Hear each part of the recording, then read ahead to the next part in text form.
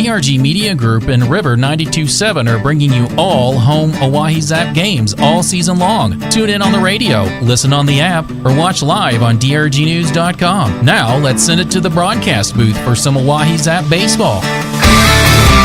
Sunday Fun Day out at the ballpark on a gorgeous afternoon in central South Dakota. It is game 4 of the 4-game set between the Bison Baseball Club and the Oahe Zap. Zap looking for the coveted 4-game sweep here this afternoon. Hello, everybody. I'm Justin Cowart, welcoming you into the broadcast booth alongside Dylan Beach and Eli Lewis.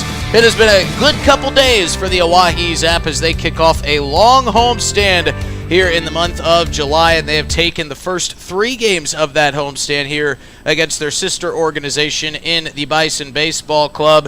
It was a great start on Thursday afternoon. They get the win 15-0. They won on Friday and yesterday afternoon, their 3rd straight game of 10 or more runs. They win 11-4 yesterday afternoon, and as I mentioned, they look for the 4-game sweep here today. Dylan, we saw a lot of different things yesterday afternoon, and we've seen a lot of things in this series. We've seen some funny, we've seen some intense, but we've all in all seen some really good baseball and some really good offense out of this Oahe Zap team. They've scored a lot of runs, something that is going to bode well for them next week. We'll dive into those 2 series that are so important for the Zap coming up starting on Wednesday afternoon, but they've got business to handle here today as they look for the sweep and they look to continue this great run that they've been on. Yes, the offense has been great. They've been scoring a lot of runs. They've been doing so against a Bison team that really doesn't have a truly deep pitching staff, which we'll get into that as well. But above all else, it's been great pitching from their starters. We saw a great start out of Jake Fuller yesterday, saw a great start out of Bryce Van de Wastein earlier on in this series, and we hope that it can be Nick Golden to get another great start here today for the Zap. Yeah, I think it'll be a bullpen day for the Zap. A lot of different guys going to be going before that next series, try to get everyone back fresh for that series. But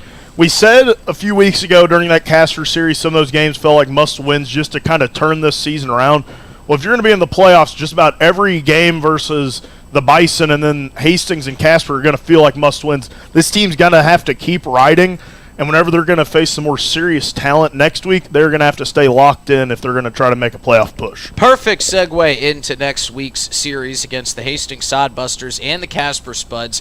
It'll be 3 against Hastings. It'll be 4 against Casper. The Oahe Zap currently sit 1 game out of first place in the second half of this season.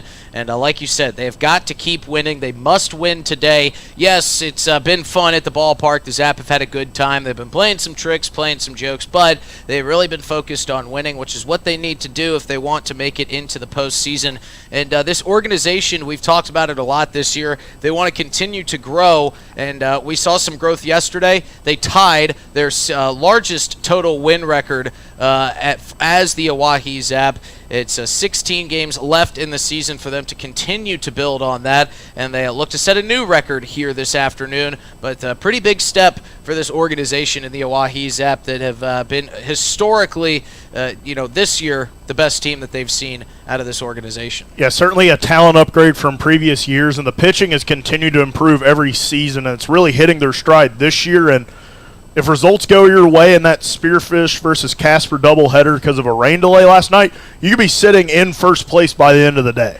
Yeah, and that would be a very nice treat for the Zap, which, you bring Hastings in. This is a Hastings team that beat you up pretty good the last time that they were in town. We saw the same a little bit from the Casper Spuds, but this is a totally different Zap team that we saw back then to this one to date. But let's focus on today. We might see some familiar faces coming out of that Bison bullpen, one of which could be general manager Alex Sheets, who was a former pitcher for the Trappers when they were still here in town. He says he's fired up, but because of how thin that roster is, this is a Bison Baseball Club that is still very young. They've been having to draw some players over from the Zap and even some front office staff members from the Zap to be playing for them. But Alex says he's ready to go. He says he's got his best stuff, so we'll see if we see him out on the mound today. Their starter is going to be a familiar face, a former Zap player himself, Trey Martin. Their head coach will be getting the start on the bub today. One of those great reasons that it's important to have guys that know this league, that have played in this league, and really didn't play too long ago in this league. Yeah, it's going to be interesting to see how the two of them pitch. Martin's going to start, and then Sheets is going to take the first exchange. And we could be in for either a very entertaining moment or it might be hard to watch if they can't get those outs that they're going to need to get out of this ball game. Yeah, and I wonder if there's any feel for your general manager or one of your former players, and if they're going to try to take it easy on them or if they're going to try to run up those numbers on the scoreboard.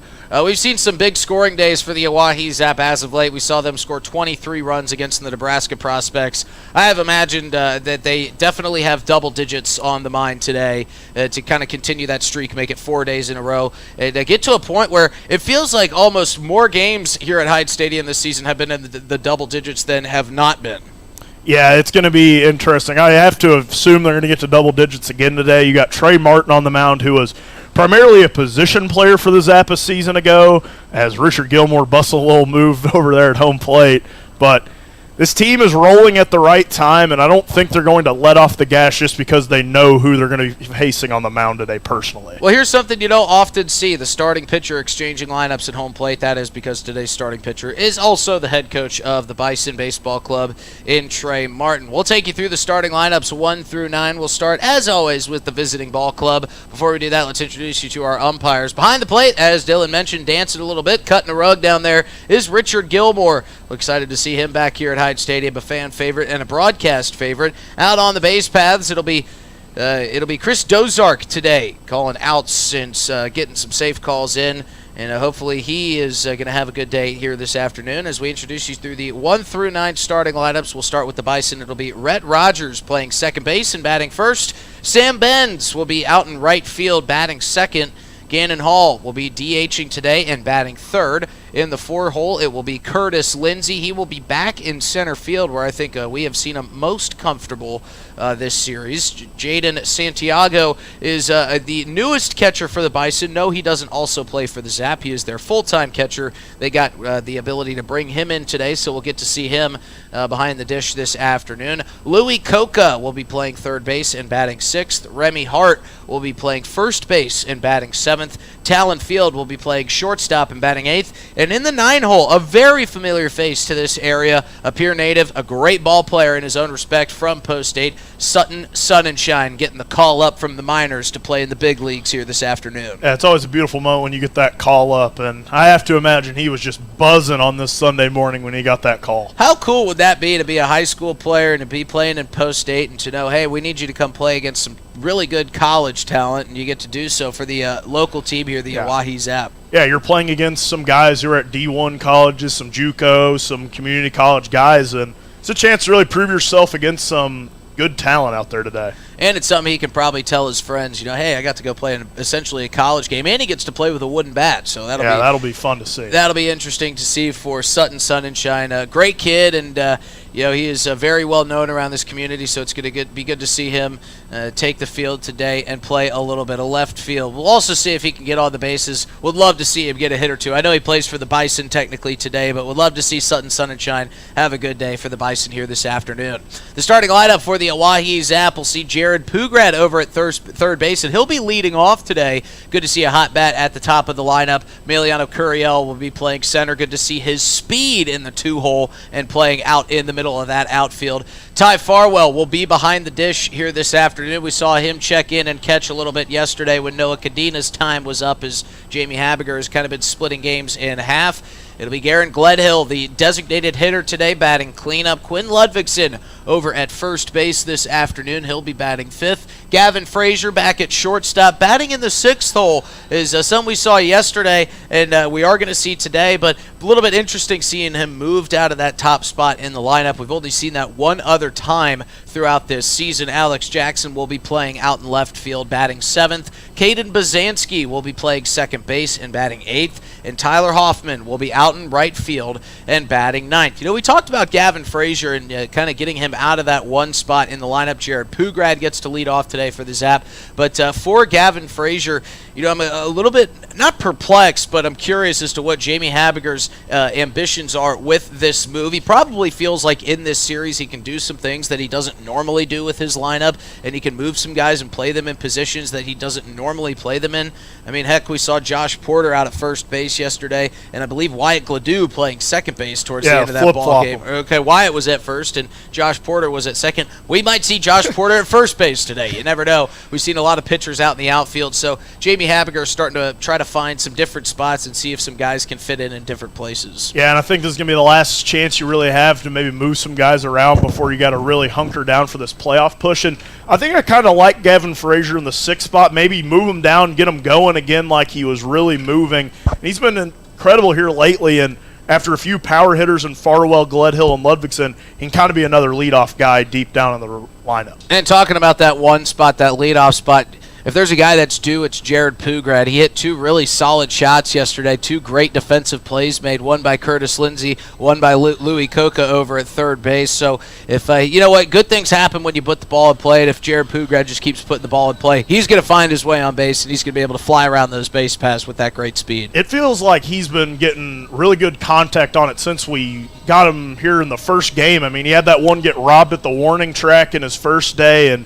he's had a few hits, but it feels like there's going to be one of those days where he's going to get a 3 or a 4 hit day when some of these find some real estate. Well, it almost seems like a rite of passage for these new guys that join the Zap is they've got to hit a couple hard hit balls, but they have to go right to defenders. The thing for Pugrad was, though, he's been dealing with this since he got here. He's been putting balls in play, but it's just we see web gems, and some of these defenders turn into all-world players like Curtis Lindsey did yesterday, going full Superman out in center field to rob an extra base hit from Jared Pugrad. So, as we told Jared, just keep putting the ball in play, son, and good things are going to happen for you.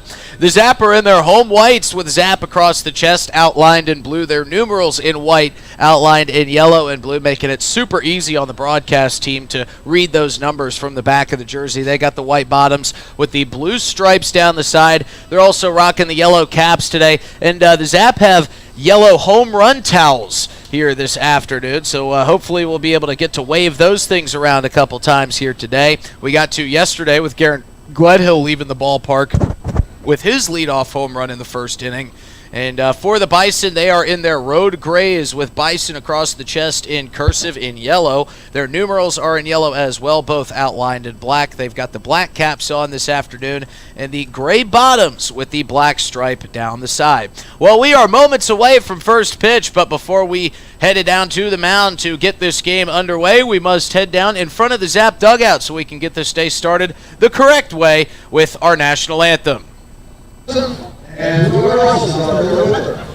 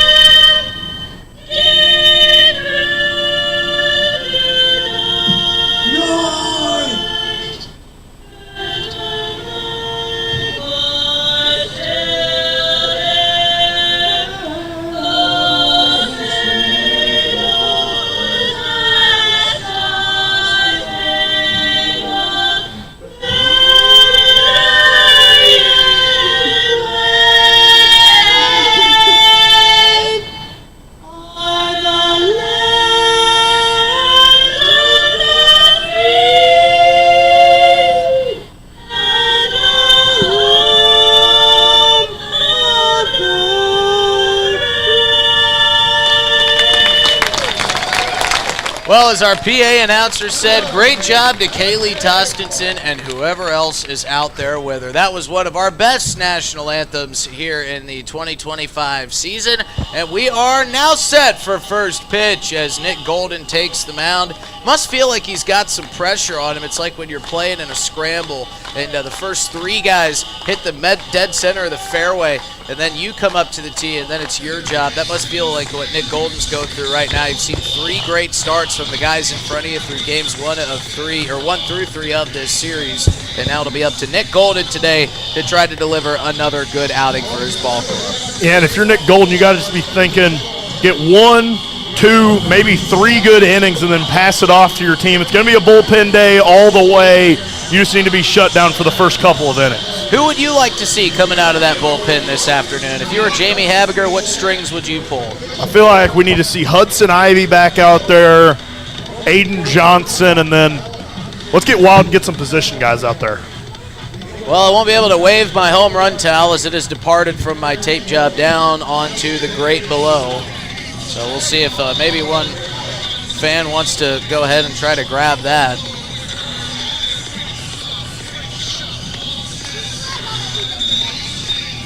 As we are set, moments away from first pitch.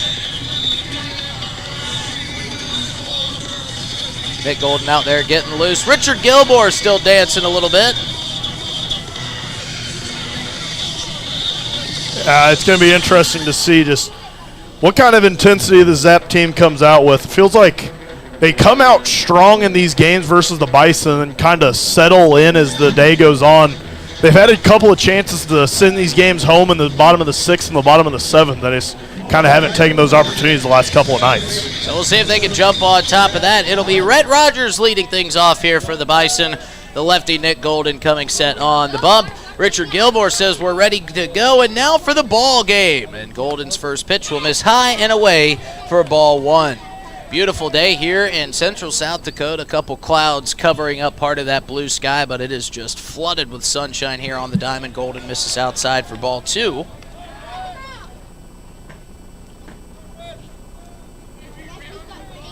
Golden working quickly out there on the bump as he tries to get back in this count, and he does so with a fastball for strike 1.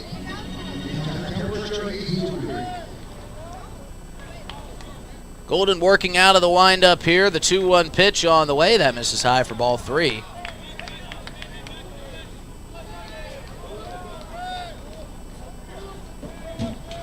Yeah, good start here for Golden. Going to have to settle back in if you want to keep going. And the 3-1 swung on and missed. Count runs full, so talking about what he could... It's a good comeback pitch there. See what he comes back with on this 3-2 pitch. This one is fouled back into the netting.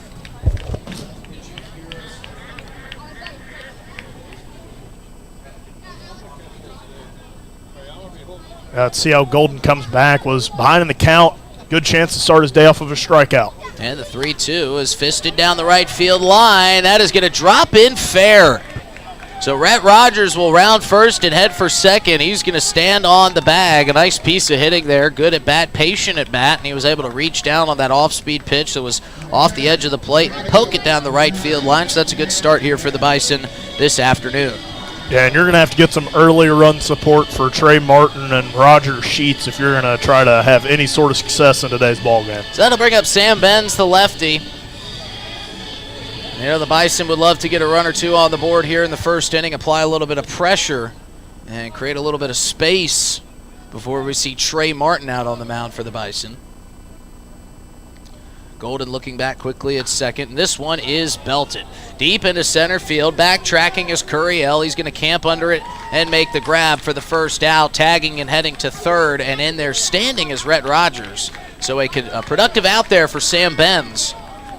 And a couple of dangerous hitters coming up with a chance to knock in the RBI. And they're going to throw over to second and check to see if Rhett Rogers tagged properly. And Chris Dozark, our field umpire, says that he did. And there's a lot of shouting, kind of caught us off guard there for the moment. Wasn't sure if Rhett Rogers tagged correctly. So that'll bring up Gannon Hall. First pitch to Hall, misses high for ball 1. And we've said it all series, the Bison just looking for those bright spots within this organization, within these lineups. Here's the 1-0 pitch, swung on and missed. Great off-speed pitch there from Nick Golden. Draws the count to 1-1. And Gannon Hall has been one of those bright spots. That 1-2 punch in the 3-4 between Hall and Curtis Lindsey, as that one runs a bit high for ball 2. It has been a deadly duo. We saw Curtis Lindsey with Gannon Hall on the base paths. Charge one into center field, as that one swung on and missed for strike 2. Count evened up at 2 apiece. And Gannon Hall ended up getting thrown out. Great relay from Andrew Phillips into Gavin Frazier, who threw it home to Mason Lang. Here's the 2-2. That one fouled back behind him.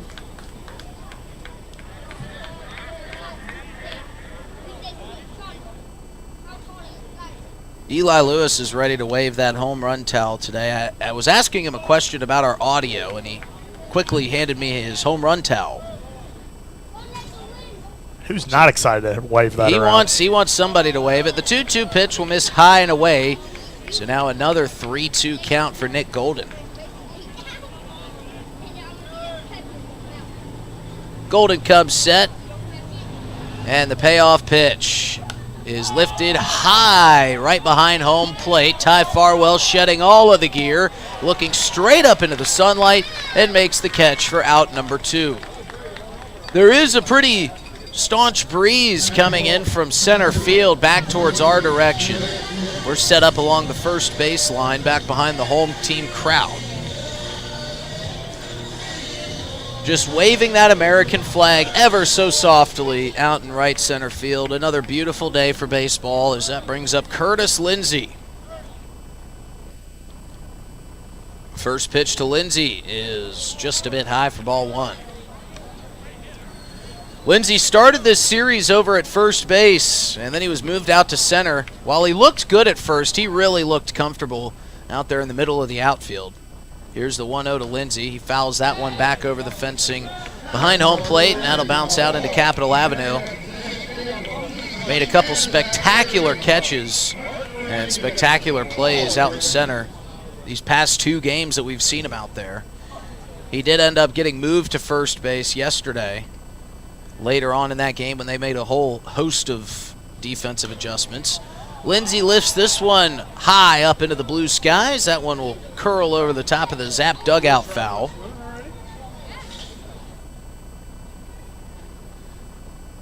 So Nick Golden will get a new baseball. Lindsey going to take a slow trip around the outside of the batter's box. Choked up on the bat is Lindsey. 2 outs, runner on third, the 1-2 count. That one down and inside, and Ty Farwell with a great stop keeps Rhett Rogers at bay over at third. Rhett Rogers looked like he wanted to steal home on that play, but thanks to the great defense of Ty Farwell, he would have run into an out. The 2-2 is just outside for ball 3, and now Nick Golden with his 3rd full count of the first inning here.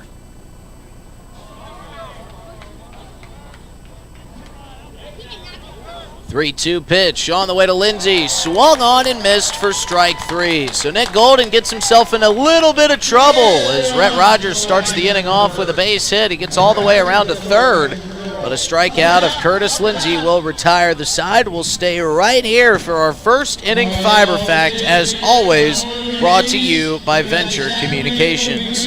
Did you know that banks rely on fiber optics for secure data transmission, ensuring the safety of your financial transactions? So that's how important fiber can be. No, it's not just for delivering you blazing fast internet speeds. It's also securing all your money in the bank. So if you do want something as important as fiber optic technology, then you need to call Venture Communications and get yourself set up today. Big thanks to Venture Communications for sponsoring our first inning Fiber Fact. Check them out on Facebook at Venture Communications. They'll get you set up, especially when these rainstorms, these thunderstorms, all these windstorms come through. Normal Wi-Fi will get knocked down, but oh no, don't you worry about fiber optic cable. That will withstand the test of time. as we see our first look at Trey Martin out on the mound for the Bison. Should have asked Trey Martin what kind of pitches he's got. He said his arm, now Trey Martin has had a little bit of work throwing off of the mound. He threw BP to his team all week. He said even his arm was a little bit sore after that, so you can only imagine how much hurt that noodle's going to have after today's outing. He's got the yellow arm sleeve on to look the part, but he will be featuring a fastball that has a little bit of life on it, and he's also got a curveball with a changeup that'll throw every now and then. And I think Jared Pugrad is sitting there in the on-deck circle licking his chops watching these warm-up pitches. He hadn't been able to take his eye off of Trey Martin. We've seen Pugrad moved around a little bit in the infield. He started at shortstop yesterday. He's over at third base today. That's kind of where we've seen him bounce back and forth, but a guy that Jamie Habiger and this coaching staff just love. They couldn't wait to get him plugged into the lineup, so much so that he was hitting just after a couple minutes after he stepped off the bus here in Central South Dakota. He was thrust into action right away. He is quickly becoming a fixture of this Zap team. He'll climb into the right-handed batter's box after making his acquaintances with the newest Bison catcher, Jaden Santiago. First pitch from Trey Martin is in there for strike one to Jared Pugrad. Martin working quickly. Ahead 0-1. That one bounces across the outside left-handed batter's box for ball one. Another good crowd has made it out on a Sunday afternoon. A hot one if you're in the sunlight. That's why a majority of the folks have made their way under the shade of general admission. Martin comes set with the 1-1. That'll miss low for ball two. And I thought Jared Pugrad might be jumping all over these early pitches from Trey Martin, but he's waiting patiently, almost as if he's lurking in the weeds. That one catches the outside corner. Good fastball from Trey Martin, will even up the count at 2-2. Yeah, and I got to talk to Trey a little bit last night. He was like, I was asking what his pitch mix was, and he was like, just whatever I decide to throw. That one misses down and in for ball three. So I don't even know if he knows what he's throwing half the time out there.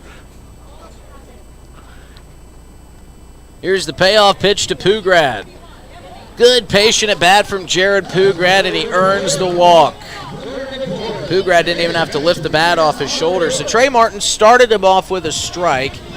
He missed two pitches and then came back with another strike, but the count worked full, and Pugrad took the walk, so he will take first, and the Zap have the leadoff hitter on. He had a good start for the Zap, and Trey Martin pitched a little bit for the Zap last year when they were having some pitching shortages, and we're going to see what he's really made of as some early adversity for him.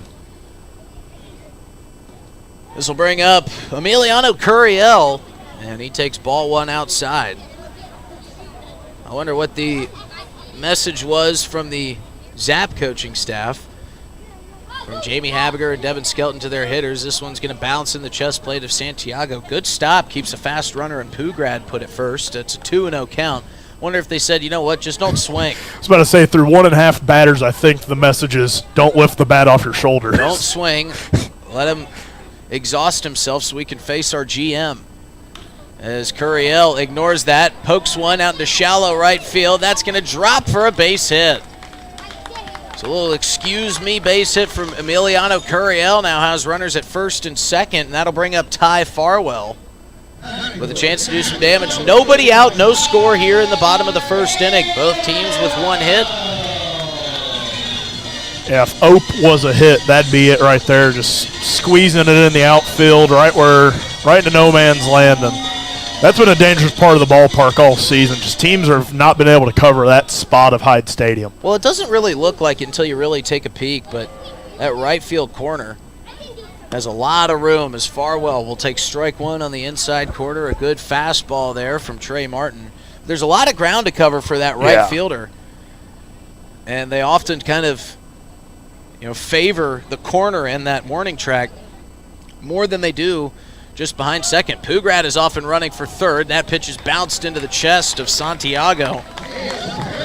And Jared Pugrad able to get the jersey dirtied up a little bit as he slides headfirst into third. Didn't need to, but he looked great doing it. Yeah, he did. And the dimensions of Hyde Stadium don't show a big ballpark, but it is sneakingly large with the real estate in the outfield. Here's the 1-1 to Farwell. That's off the end of the bat foul right out in front of the Bison dugout. Jamie Habiger working on his infielding prowess. Fires that one back over as he made a nice play on that ricochet. Count works to 1-2 for Ty Farwell here. He's got runners on second and third with nobody out and no score here in the bottom of the first. Here's the pitch from Martin. That one fouled off, and that's going to bounce through Capitol Ave, make its way in between a Mini Cooper and a Ford F-150. And I think, you can talk all you want about the instructions from your coach, but I think the biggest one is don't strike out to the Bison head coach. Here's the 1-2 to Farwell. That one chopped down the first base line, but it's going to take a right turn and head foul. Yeah, they got that whiteboard in the dugout. I feel like there's probably bullet points. 1, don't strike out to Trey Martin. 2, don't strike out to your GM. That's the biggest one. You do not want to have that. That one's an all red with 3 underlines. You don't want to have that one hanging over your head every time you see Alex Sheets. Here's the 1-2 again to Farwell. That one off the end of the bat towards the third base side. It's going to score a run. The fire over to first. Now they're going to fire back to third, and they're going to pull off the double play. What a play from Louis Coca and Remy Hart. So Ty Farwell will get the RBI on the fielder's choice. But an outstanding play, and now we've got a flag thrown out on the field. I believe that's a challenge flag. That came out of the Zap dugout. Somebody fashioned a pseudo challenge flag that's not red. It's the color of a penalty flag in football. But just to kind of reiterate that play, it was a soft ground ball to Louis Coca, who fired it to first. Remy Hart made the out, and then they were able to fire over to third and catch Emiliano Curiel trying to swipe the bag. So it's 1-0 Zap, but a really, really heads-up double play as the Bison 1 out away from getting out of the bottom of the first here. As this brings up Garen Gledhill. Gledhill will take strike 1 on the outside corner. Thought about swinging at that one, checked it up, but it was still a strike call by Richard Gilmore. That was a massive jam to get out of for Martin. Sure was. Here's the 1-1 to Gledhill. That one is lifted. Hit deep to center. Lindsay at the warning track has got it as he almost ran out of room, and we saw Garen Gledhill almost leave the ballpark in the exact same manner we saw him start the game off with yesterday. But the Zap do score a run here at the bottom of the first. They lead 1-0 as we head to the top of the second here at Hyde Stadium. Looking for happenings in Central South Dakota? The Pierre Area Chamber of Commerce Community Calendar is your go-to for all the latest events. From entertainment to local benefits, community activities, and more, there's something for everyone. Email your event to contactchamber@pierre.org and it will be listed on the weekly calendar. To view the calendar, go to www.pierre.org. Let's celebrate together in the heart of South Dakota. The Pierre Area Chamber of Commerce, connecting our community one event at a time. Doing a little spring cleaning at your house? I'm Val Keller, City of Pierre's Solid Waste Manager, letting you know the City Supply Swap program can help. We'll recycle cleaning supplies, paint, and other household chemicals you don't want anymore. Plus, you're free to take any products other people dropped off for recycling. The swap program helps our customers and keeps things out of our landfill. Supplies we accept include stains and sealers, pesticides, pool chemicals, typical cleaning agents, as well as oil-based paint, latex paint, and spray paint. For additional information, call 605-773-7434. Again, that's 773-7434 for more information about recycling your household supplies and paint. Let the City of Pierre help you get your home and garage cleared out and cleaned up for the summer months. This public service message is brought to you by the radio stations of the DRG Media Group in Pierre. The Zap had one, but the Bison get out of a big jam. The Oahe Zap lead the Bison 1-0 here at beautiful historic Hyde Stadium. Mick Golden back out on the mound for his second inning of work. He himself got it out of a tricky little jam earlier as It was a tumultuous top of the first where he had a bunch of payoff pitches, but was able to navigate that Rhett Rogers leadoff double without any harm. Going to be a bullpen day for the Oahe Zap. Going to be a lot of different arms going. Golden sets, fires, and misses for a first pitch ball. Yeah, I wonder what the schedule was for Nick Golden before he took the mound. Say, hey, we're going to try to get 2 innings out of you. So he misses for ball 2. We're going to try to get 2 innings out of you, maybe 3. I guess it all depends on the pitch count. But again, the Zap have 2-0 from Golden, swung, driven hard to Gavin Frazier, unable to field it cleanly. Was a well-struck ball, would have been a hard play to make on Jaden Santiago, but I don't even think that one will go down.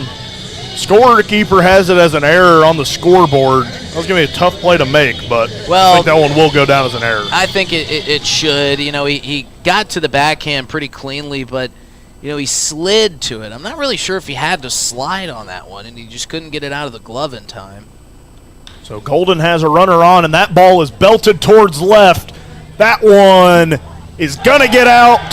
Alex Jackson tried to rob it, but to no avail. A 2-run bomb for Louis Coca gives the Bison the lead.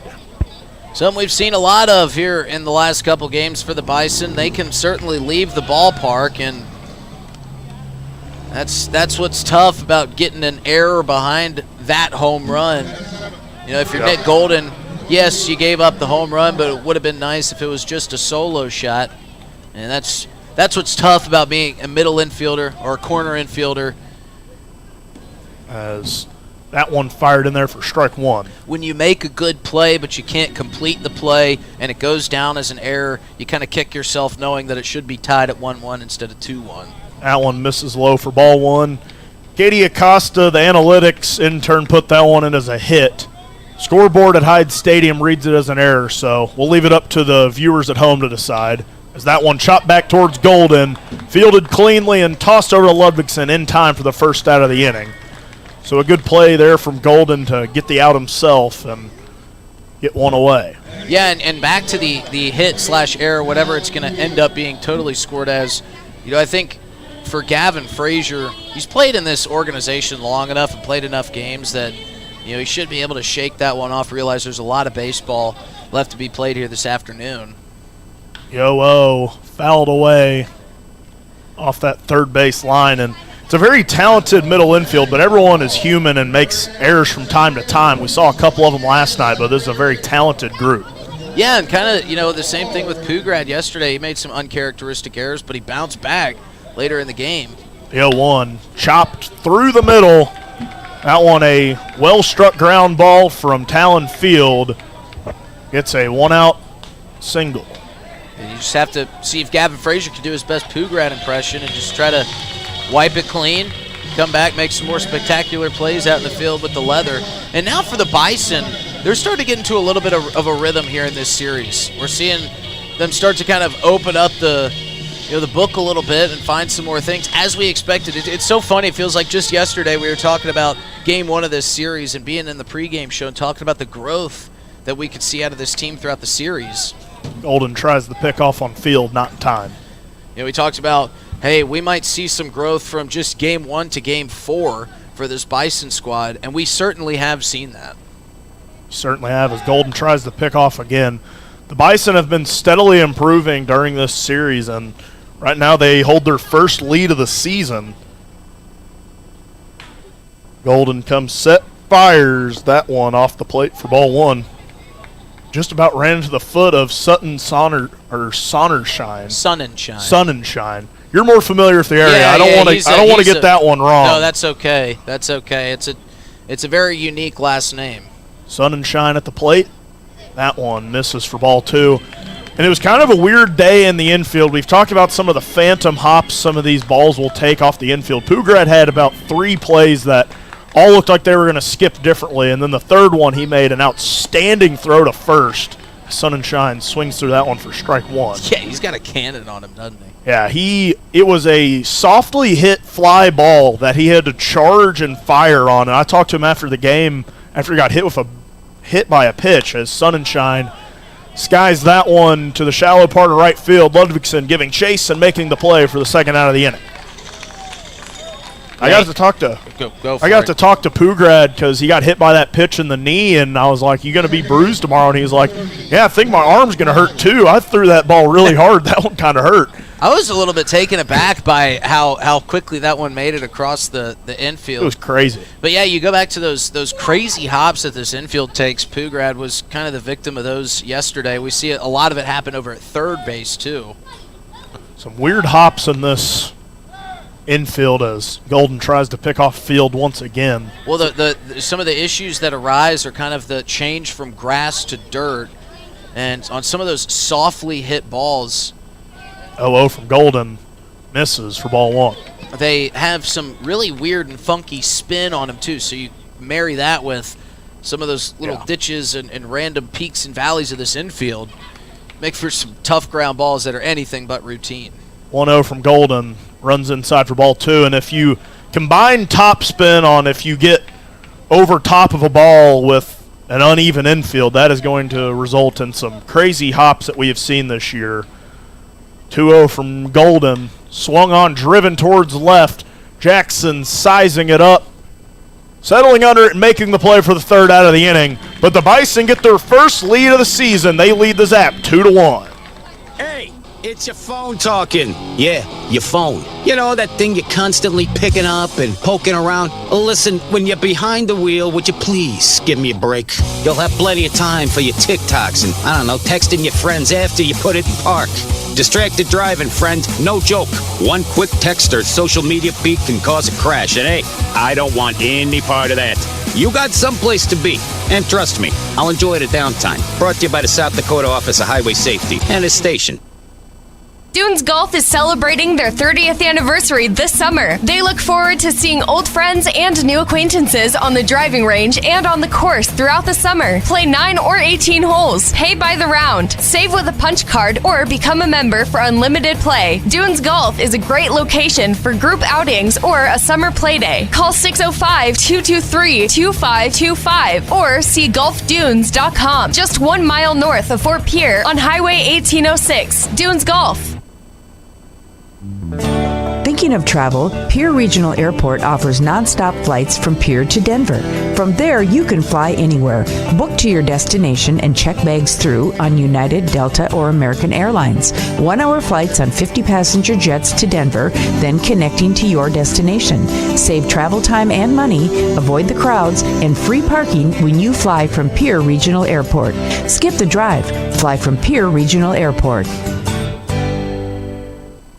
Looking for happenings in Central South Dakota? The Pierre Area Chamber of Commerce Community Calendar is your go-to for all the latest events. From entertainment to local benefits, community activities, and more, there's something for everyone. Email your event to contactchamber@pierre.org and it will be listed on the weekly calendar. To view the calendar, go to www.pierre.org. Let's celebrate together in the heart of South Dakota. The Pierre Area Chamber of Commerce, connecting our community one event at a time. Quentin Ludvigsen getting this inning started quickly with the first pitch he sees barreled back the other way to left field for a leadoff single.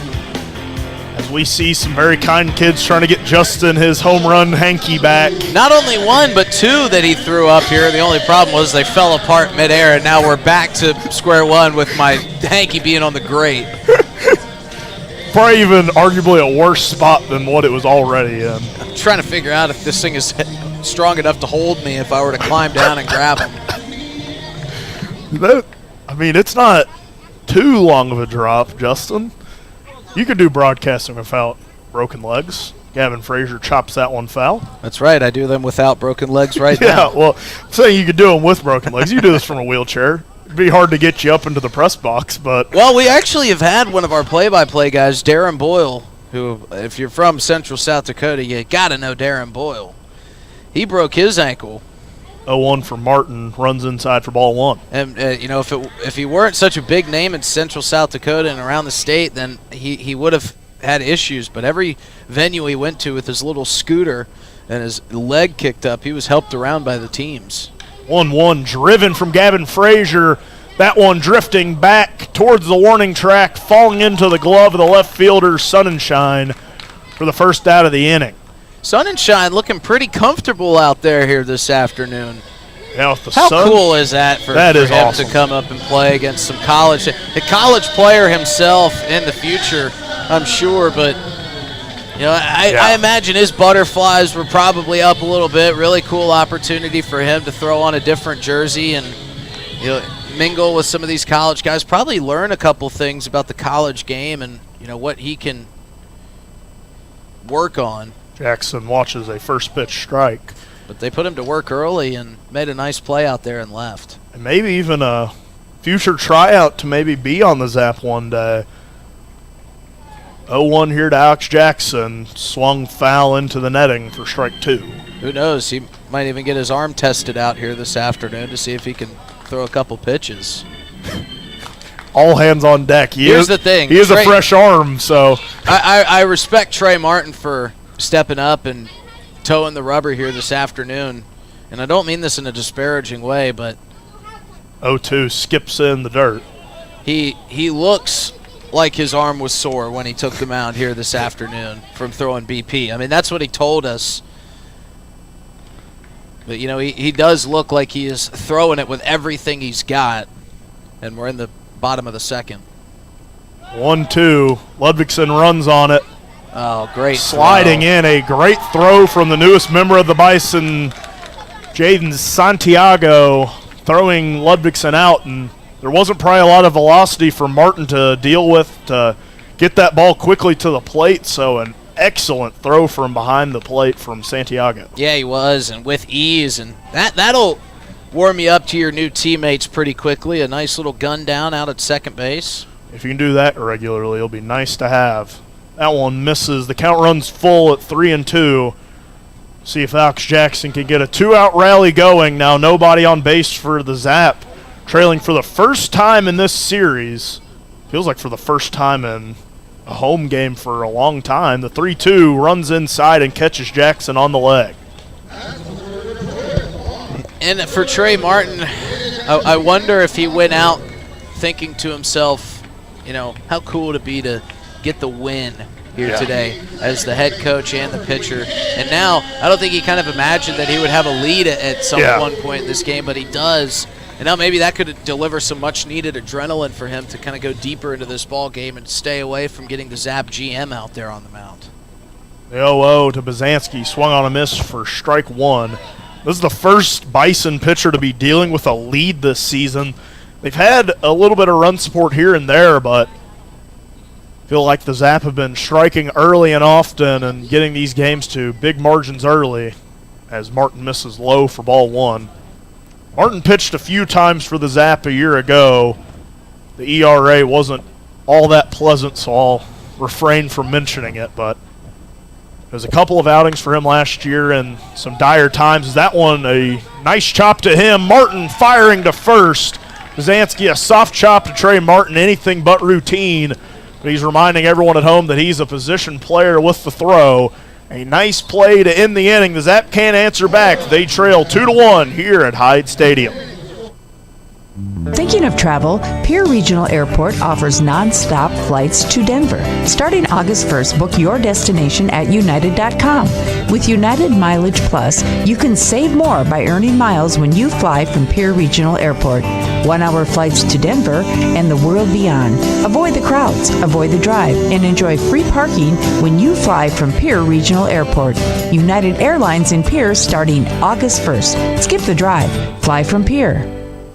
We're good at making excuses for things we don't want to do. I can't work late because my cat has a job interview. Unfortunately, we're also good at making excuses for things we shouldn't do, like driving drunk. There's nothing on the back roads but cows. The truth is, there's no good reason to drink and drive. Not even if you stick to the back roads. If you drink, don't drive. No excuses. Brought to you by the South Dakota Office of Highway Safety, South Dakota Broadcasters Association, and this station. If you're interested in becoming a valued sponsor of an Oahe Zap broadcast, you can contact us for more information at sports@dakotaradiogroup.com or call us at 605-224-8686.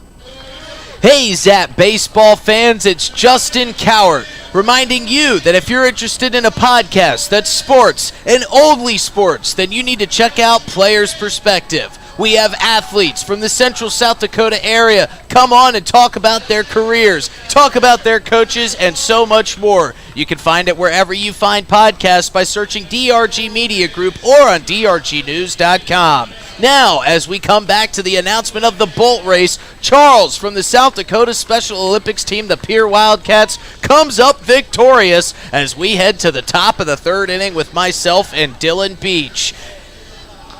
What do you think, Dylan? Did I nail that? Thanks, Justin. That's a great intro as always. Players Perspective, you can check it out. And for those that are wondering, no, that was not recorded. I've just made Dylan listen to that ad so much this season. He said, I want to hear you do that live, and that's exactly what we did. And we're here in the top of the third inning with a new pitcher on the bub for the Oahe Zap. As it is Esteban Baca, and Nick Golden's day is done. We told you it was going to be a bullpen game. Nick Golden went 2 innings of work, gave up 2 runs on 3 hits. And it was a home run for the Bison that put them out in front. And Esteban Baca, who sang the national anthem earlier this afternoon, is going to look to come out with some stars himself as he will face the first hitter here in the top of the third inning. It'll be Sam Benz for the Bison. Got some defensive adjustments out in the field for the Zap. We'll let you know as well. Baca comes set. The first pitch is ripped off of his cleat. It's going to bounce to the second base side, and Sam Benz is going to reach on the base hit, and that one had to hurt. Audibly, you could hear that go off of his cleat from up here. That was a rip shot up the middle.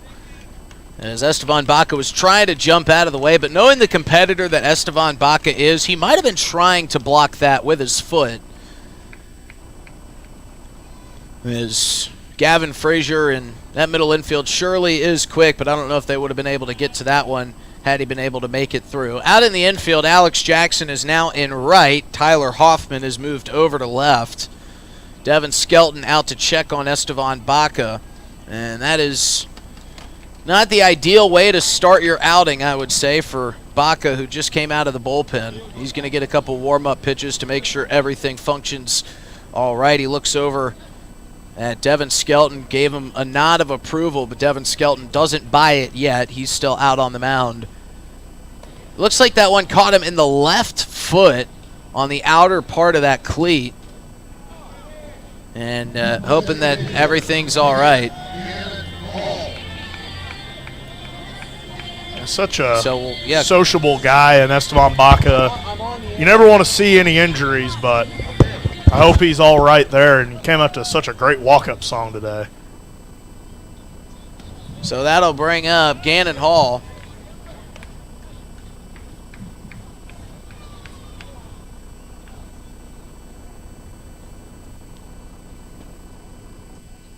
Good to see Baca stay in this ball game.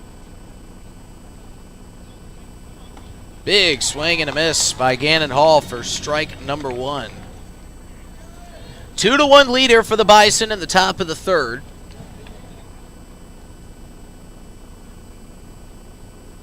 Esteban Baca trying to keep that at bay. Good off-speed pitch. And it's quickly 1-2 to Gannon Hall.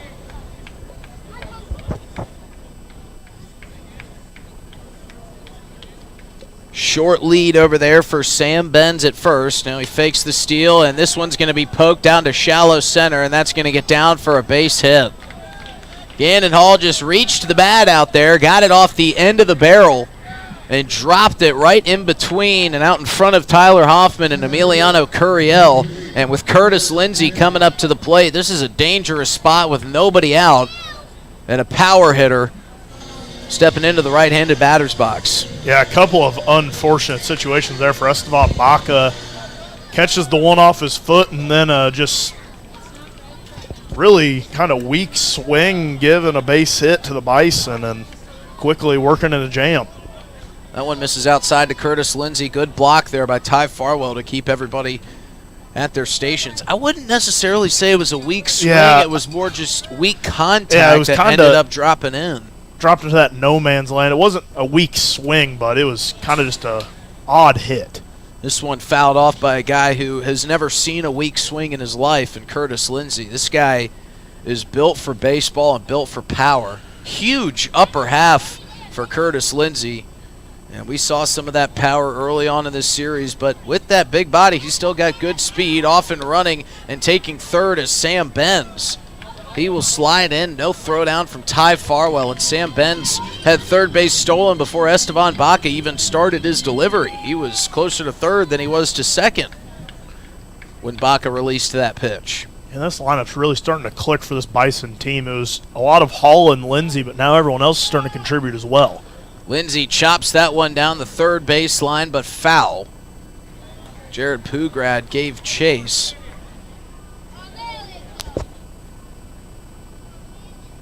And, you know, this offense starting to work. The Bison defense has been playing well. We saw that great double play from Louis Coca and Remy Hart in the bottom of the first inning. And it didn't necessarily get them out of a jam, but it definitely cleared out the base paths.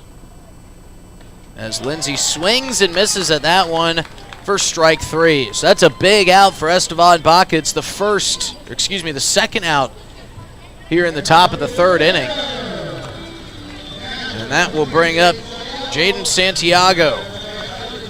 Maybe the Bison just needed to see Trey Martin out there so they could get bought in behind their head coach. I mean, they are really fighting for him right now today. Yeah, absolutely. That was the first out of the inning, by the way. Wanted to clarify that. Throw over to first base. Backsliding in time is Gannon Hall. But with that first strikeout of Curtis Lindsey, it brings a double play into order. Runners on first and third here. Gannon Hall taking off for second. That one fouled back our direction, and that one had broadcast booth written all over it before the fence got in the way. It's a really weird stamp to put on a baseball, but if you say so. Well, we've seen some that have bye-bye written all over it. Those stayed in the ballpark. That's a weird stamp to put on it. If you really want to challenge me. I'm just messing with you. Trying to crack some jokes, man. Throw over to first base. I'll crack something. Backsliding in time is Gannon Hall. This one misses high for ball one. Count evens up at 1-1. Folks, when you spend as much time next to somebody as Dylan and I do, there's an unspoken love between two broadcasters. Another check on Gannon Hall. They're sure making him get his steps in, going back and forth on these dive attempts to first base and then getting his lead again. It's like what they did to Mason Lang last night. There was different intent behind that one. Here's the 1-1. That one fouled off into the netting, and it's quickly 1-2 to Jaden Santiago. Santiago with a great throw out of a stealing Zap base runner earlier on. Showed off his great arm and a little bit of what's to come behind the dish here for the Bison this season, as they finally have their full-time catcher. 1-2, runs up inside, makes it 2-2.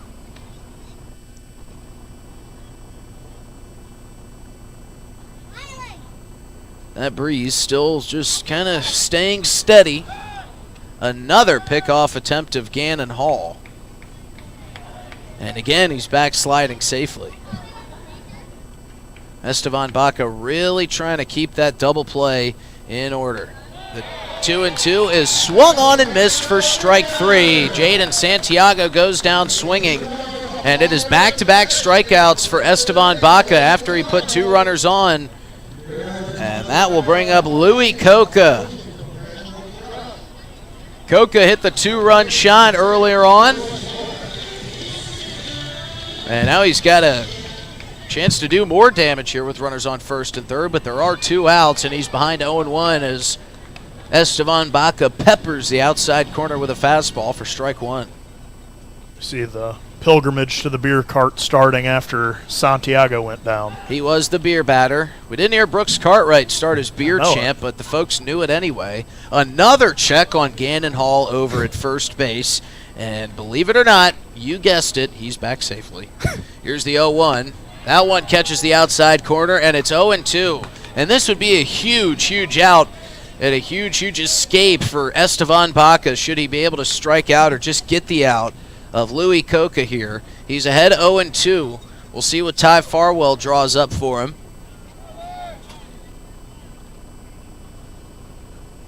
No pickoff attempt, runner going. That one ripped down the third base line and foul. That was a dangerous pitch on an 0-2 count. And now I think if you're Estevan Baca, you really don't have to worry so much about Gannon Hall over there at first base. You're ahead 0-2. You've got 2 outs. I would just stay steady and focused on Louis Coca here. I'd check on him just to make sure. That's what he's been doing all at bat. Maybe the 16th time will be the charm.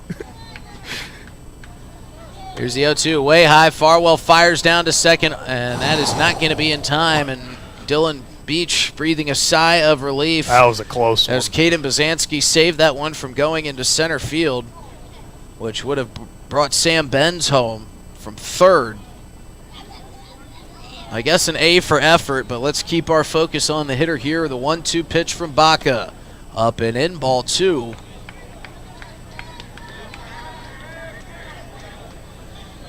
Remy Hart in the on-deck circle for Estevan Baca. He would love to see him in the top of the 4th. Here's the 2-2. That one driven into center field. Back chasing is Curiel. And that one is easy for Curiel. What a job by Estevan Baca. He allowed 2 runners on, but he went 2 strikeouts and then a fly out to end to the top of the 3rd. Zap will look to take the lead here in the bottom of the 3rd when we return. The summer is here, and you know what that means. The Oahe Zap are back, and we at DRG Media Group are bringing you coverage of every Zap home game all summer long. You can hear all the home Zap games on River 92.7, or you can watch them live on drgnews.com at the River 92.7 station page. The Zap are offering you fans something new every single night. So get out to Hyde Stadium for some Zap baseball this summer. Purchase your tickets on OaheZap.com or buy them at the box office. If you can't make it to the game, we've got you covered on River 92.7 Oahe Zap Baseball, brought to you by DRG Media Group. 2-1 Bison lead here on a beautiful Sunday fun day at the ballpark, as it is the water balloon toss time. In the mid-inning break, it's still Trey Martin on the mound for the Bison, as you have to believe at some point this Zap lineup will start to time up Trey Martin a little bit better. Looks like it'll be Tyler Hoffman, Jared Pugrad, and Emiliano Curiel as the 9-1-2 to lead off the bottom of the 3rd here. And we're starting to see some more Bison gear being rocked around the stadium. They have some great merchandise, an outstanding logo. Last chance to buy it, too. Get it today. Come out to the ballpark. You still got plenty of time. We're only in the bottom of the 3rd inning here at Hyde Stadium. And they're running some deals on Bison merch. Even got some retro Gym City Bison merch. And you know what? I know we're the Zap broadcast crew, but it is the sister organization of the Zap are the Bison. And they just have great colors. Yeah, it's like what the Padres kind of after their rebrand.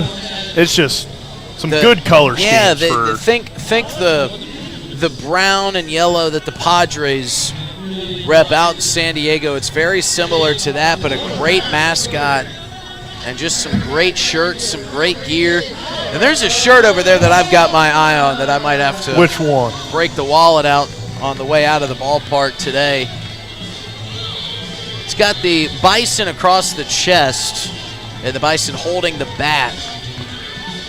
We see a fella down here rocking the Bison gear. There's one sharp shirt. As this one is ripped to the 3rd base side, right to Louis Coca, and Tyler Hoffman dealing exactly with what Jared Pugrad's been dealing with, putting a solid charge into the ball, but right to a defender. So 1 pitch for Trey Martin, 1 out, as it was a line drive to the Bison 3rd baseman, and that'll bring up Jared Pugrad. Yeah, and you just got to keep swinging it. We saw with Alex Jackson a couple series ago where he was just really getting a hold of the ball, but it would just be right to an outfielder. You just got to keep getting those good contact on the ball. Pugrad will take ball 1 down and away. We saw Pugrad lead off his day with a walk. He didn't swing. And he still hasn't swung. Here's the 1-0. There's his first swing, and that's over to Coca at third again. He'll have to throw this one, but it's the same result. Another out, and 3 pitches, 2 outs for Trey Martin. That is efficiency. And he doesn't have to worry about the coach coming to pull him out because, well, he is the coach, and he makes those decisions himself. He's only thrown 34 pitches. And he is 1 out away from getting out of the bottom of the third.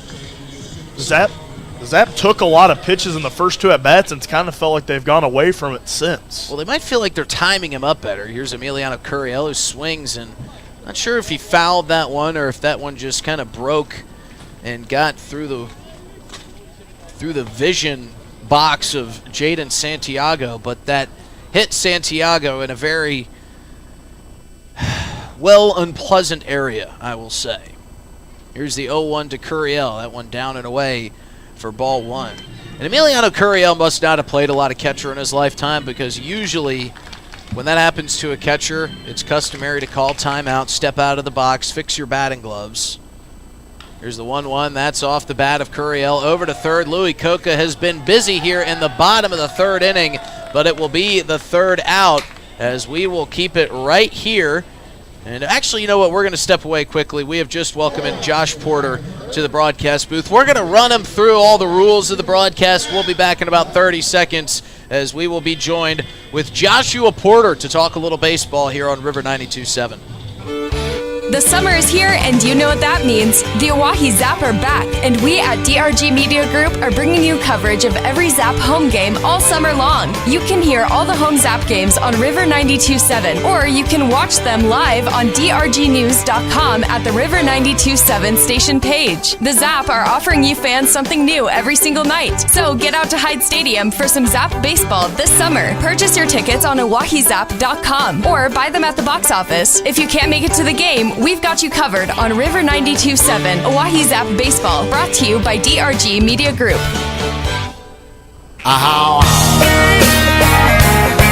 Very special guest in the broadcast booth as he's getting his headset on now. Josh Porter, welcome in. And don't feel if that thing starts to tickle your mustache, then it's close enough. That's how you know you're good. Sounds good to me. Thank you, guys. Josh, when we were talking about who we should have up in the booth, you know, we talked about some of the great outings we saw from Easton Pratt, who fired 11 strikeouts the other day. Yep. And we said, well, Josh also had a great game in his own regard. And Dylan said, we love Easton, but Josh is a lively guy. I think he's been dying to come up in the booth, so we appreciate you joining us. We'll start there with that outing the other day.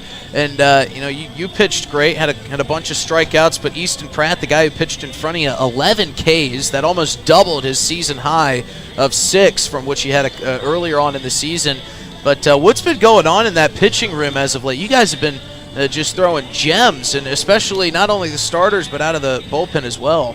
Yeah, you know, I mean, when you take it one pitch at a time, try to take it one batter at a time, you kind of get every guy pulling on the same rope. So him having a great inning or a great outing that day, he came up to me and goes, you know what, I want you right behind me.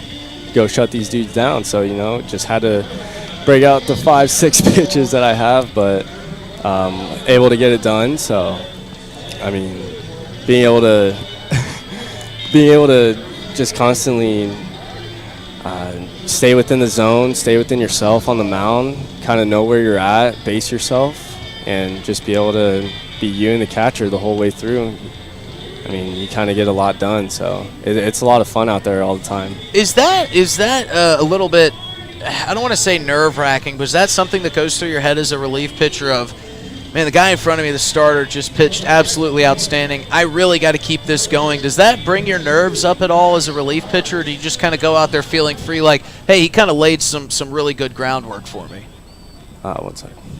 Baca comes set and fires that one, a first pitch strike swinging. And you're picking up on the broadcast cues really quickly. Yeah. Well done. Yeah, I mean, as a pitcher, as a starting pitcher as well, I'd want the same energy from the guy in front of me, so. Baca, the 0-1. That one swung on a miss from Hart once again, and Baca working quickly here in the fourth. You know, you said you guys all trying to pull on the same rope. Brings a great segue into one of the mid-inning games. The 0-2 from Baca missing, high and outside for ball one. How do you guys decide who jumps in on the tug of war? Is that just all in the moment, or is Bryce Van de Wastein down there signing players to hop in on the rail? No, it's just whatever guys are up there on the rail or whoever wants to do it. It's not really an assigned thing, but I know everyone likes to try to get their chance in on the mid-inning game. So Baca comes set, fires, swung on and missed from Hart. Baca with a quick K here, and had some adversity in the last inning, got hit by a pitch. I mean, I know that's never pleasant, but how do you kind of settle back in after you kind of get rocked by a comebacker, Josh? So, honestly, it just gives you more adrenaline, really. Gets you pretty fired up to go pump in another strike, want to get that out even more. So, Baca with one away, comes set, off speed in there for strike one. Do you get angry? Does it kind of like, even though the guy obviously intentionally didn't mean to hit it at you, whenever you're in a game and that happens, do you get a little fired up? Baca quickly ahead now, 0-2. Sometimes. It depends on the situation, really. But, I mean, right there, the dude took the first pitch right at him, so.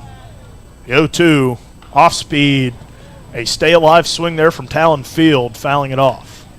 And then normally for me, it's like if they hit something good right back at me, I got to do my best to try to make the play. But if it doesn't, it doesn't. Just got to get another ground ball, get a 2-ball. When do you make the decision to try to block it or knock it down or let it get through to your middle infield behind you? Because second straight 0-2 from Baca. Whoa! That one, a stay-alive swing right at Colton.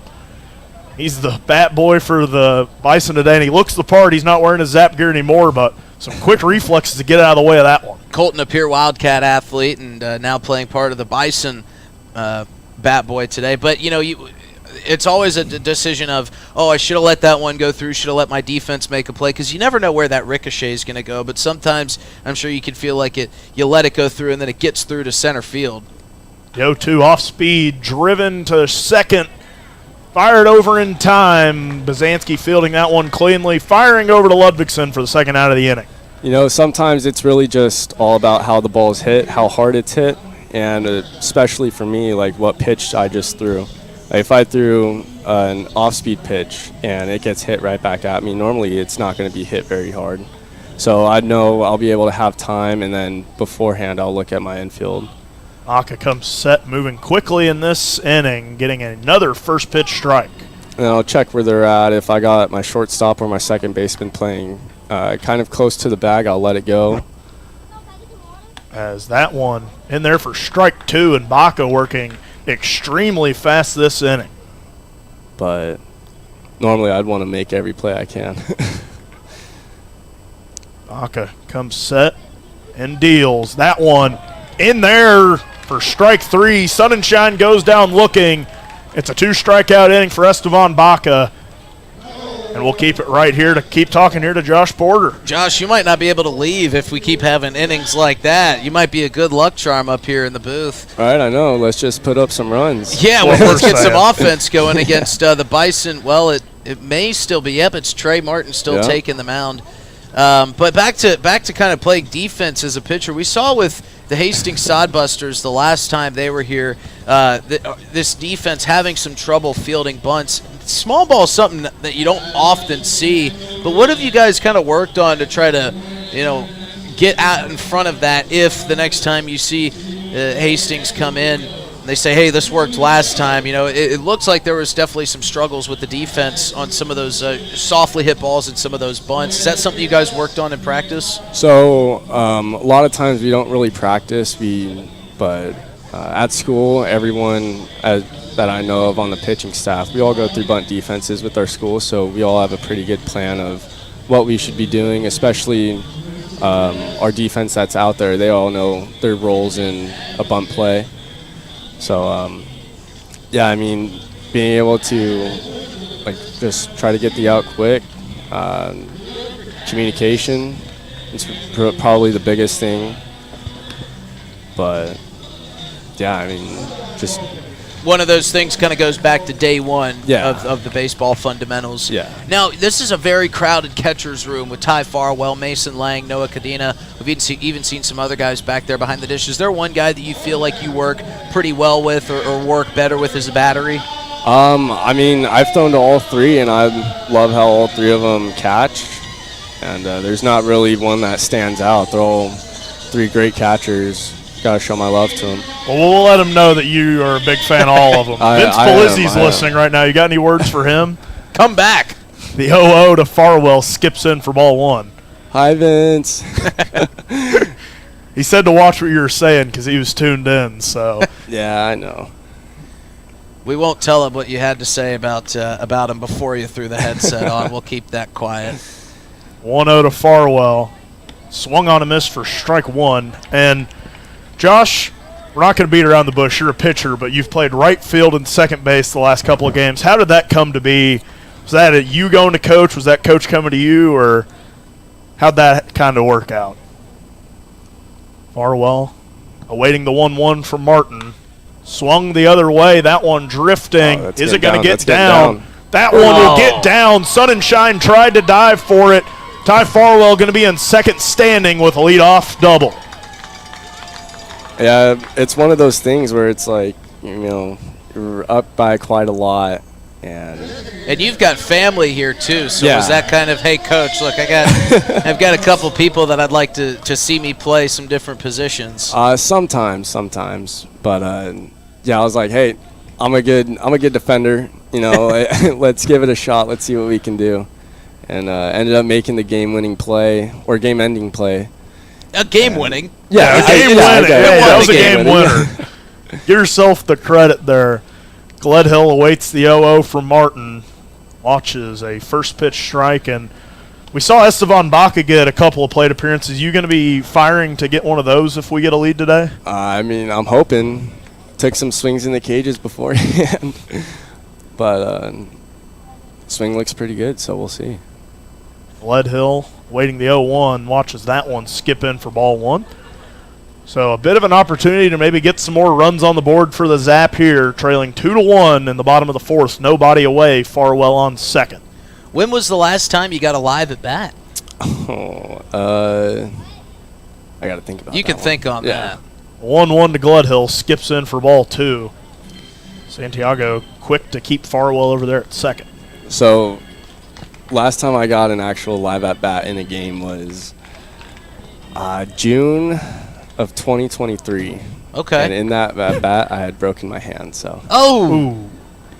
That one skips in past Santiago. Farwell sliding in third. He's there safe. That looks like an uncomfortable slide from Ty Farwell. The way he got back up originally looked very uncomfortable, but maybe shaking it off very quickly. I think he's more concerned about all the dirt on his jersey. He's dusting himself off a little bit. Which hand was it? It was my left hand, so my glove hand. And what happened? Did you get a pitch up high? Did you swing through one and it caught you in the wrong spot? The 3-1 to Gledhill skips in, and some cracks showing in Trey Martin right now on the mound, giving up the leadoff double, and now a walk here to Gledhill. Yeah, pitch was up and in, just caught me right on the hand. It was all hand, no bat. So. Did you know instantly? No, I thought I was going to be fine. That game, I went back in, tried to tape it up, tried to go back out there, but ended up wasn't able to squeeze the glove. So. Ooh. I knew that's when I had to go. Something was wrong. Yeah. Ludvigsen watches a first pitch strike. Runners on the corner, nobody away. Chance to regain the lead here for the Oahe Zap. So you're seeing a guy in Trey Martin who hasn't pitched probably since you got your last live at bat, I would imagine. Yeah, maybe. As he gets deeper into this ball game, he's already gone through 3 innings of 3-hit baseball. Ludvigsen watches that one in for strike two. But as a pitcher, do you start to feel that, I'm sure you haven't had as long of a time off in your career as he had, but is he starting to feel kind of that tank run a little bit lower on gas through these pitches on a hot day? The 0-2 to Ludvigsen, swung on and missed for first out of the inning. A good strikeout there for Trey Martin. On a day like this, I definitely think so. If because you never know. He could have taken care of his body, he could have not. So many factors go into it, but say the hopes that he has been taking care of his body for that time off. Hopefully he's got some more in the tank to let him go, but yeah, especially these hot days, they'll get to you. He's got a relatively low pitch count, just 48, now 49 after that first pitch strike to Gavin Frazier. And I say that, and he's pumped 4 straight strikes in after striking out Quentin Ludvigsen on 3 of them. And it's going to be interesting to see who comes in to pitch after him. The 0-1 here to Gavin Frazier. Swung on and missed for strike 2. Do you find which one do you prefer between going out for a start and coming out of the bullpen in relief? Do you find that you enjoy one more than the other? Yeah, one second. Martin comes set for the 0-2, fires. That one skips into the chest protector of Santiago. Good block by Santiago. Yeah, he was predicting that one. He was jumped up and kind of played with his chest there. For me, I like starting more. Just because I get to control the game, and I'm not a huge component. 1-2 to Frazier, runs inside and hits him. That one looked like it hurt. It's definitely stinging now. We were just talking about wearing one on the hands. Yeah. Maybe a little bit of aftershock from that one. But we've talked to we often talk to pitchers that come up here because you never know when a position player is going to have to be thrust in. But now all pitchers are position players at this point. And now one of the Bison players is calling a mound visit from the dugout. I wonder to if talk to his head coach. Wonder if Trey Martin pointed at him and said, "Come out here and talk to me." But for starting, you kind of have that mentality of I know that this is my day. I know I'm going in. Kind of, I'm sure, a little bit different prep work as opposed to coming out of the bullpen when you're kind of unsure of when you're going to come in the game, even if you're going to come in. Yeah, starting routines for me are I normally like to play long toss out to about 320 feet. Ooh. So get the arm, get the body loose, and then get on the mound with the good amount or proper amount of time so I'm not getting too hot too early or too late. But you could always adjust that, especially on different days. But, yeah, I mean, it's tough coming in from the bullpen because sometimes you're like, hey, I need so-and-so to go down and get hot. And it's, you got to get hot pretty quick. And you could be pushed off to the next inning or you could go in that. So Martin comes set to Jackson. Bases loaded. He misses for ball 1 there. And I was going to ask how you kind of adjust from, because you were starting a lot early, and then as of lately you've been coming in as a reliever. How have you kind of balanced between going back and forth in those areas? Jackson watches that one off the plate for ball 2. Just keeping myself healthy, taking my rest days and being able to ramp back up on days that I need to, and really just trying to give everything I can to help the Zap win. 2-0 to Jackson, skips in for ball 3, and maybe a do-not-swing situation here for Jackson. Bases loaded, a walk would give him an RBI, and we got to talk with Wyatt earlier in the year. I know you weren't happy that we had him on before you. No, it's okay. No hard feelings. We asked about the relationship between you guys as a 3-0 for Martin. Swung on and missed from Jackson, or that one fouled, rather. But we asked him about the relationship between you guys, and trust me, he had nothing but good things to say about you. But talk a little bit about your guys' relationship, being college teammates and then getting to come to the middle of South Dakota for the summer and play some ball. Yeah, I mean, Wyatt's a great kid. It's a lot of fun being out here with them and enjoying this experience. 3-1 pitch to Jackson, skied foul, out of play, or will stay in play. That one looked like it was going to get out of play. Jared Pugrad getting out of the way of that one. But yeah, I mean, going back to the fall, kind of met him before we even had practice, and I was like, this guy's pretty cool. I'm going to have a good friendship with him. So being able to come out here and stay with the same host family. Payoff pitch to Jackson. Misses off the plate for ball 4, so the Zap have tied it up on a walk. Ty Farwell trots in, steps on home plate, and we've got a tie ball game. But yeah, I mean, it's great. He's a tough guy not to instantly like the first minute you start talking to him. Yeah, super nice kid. He's throwing the hearts up to us in the broadcast booth earlier. That was a nice touch, Wyatt. Now, some of these newer guys that we are bringing in to this roster. The 0-0 here to Caden Bazanski. Swung on and missed.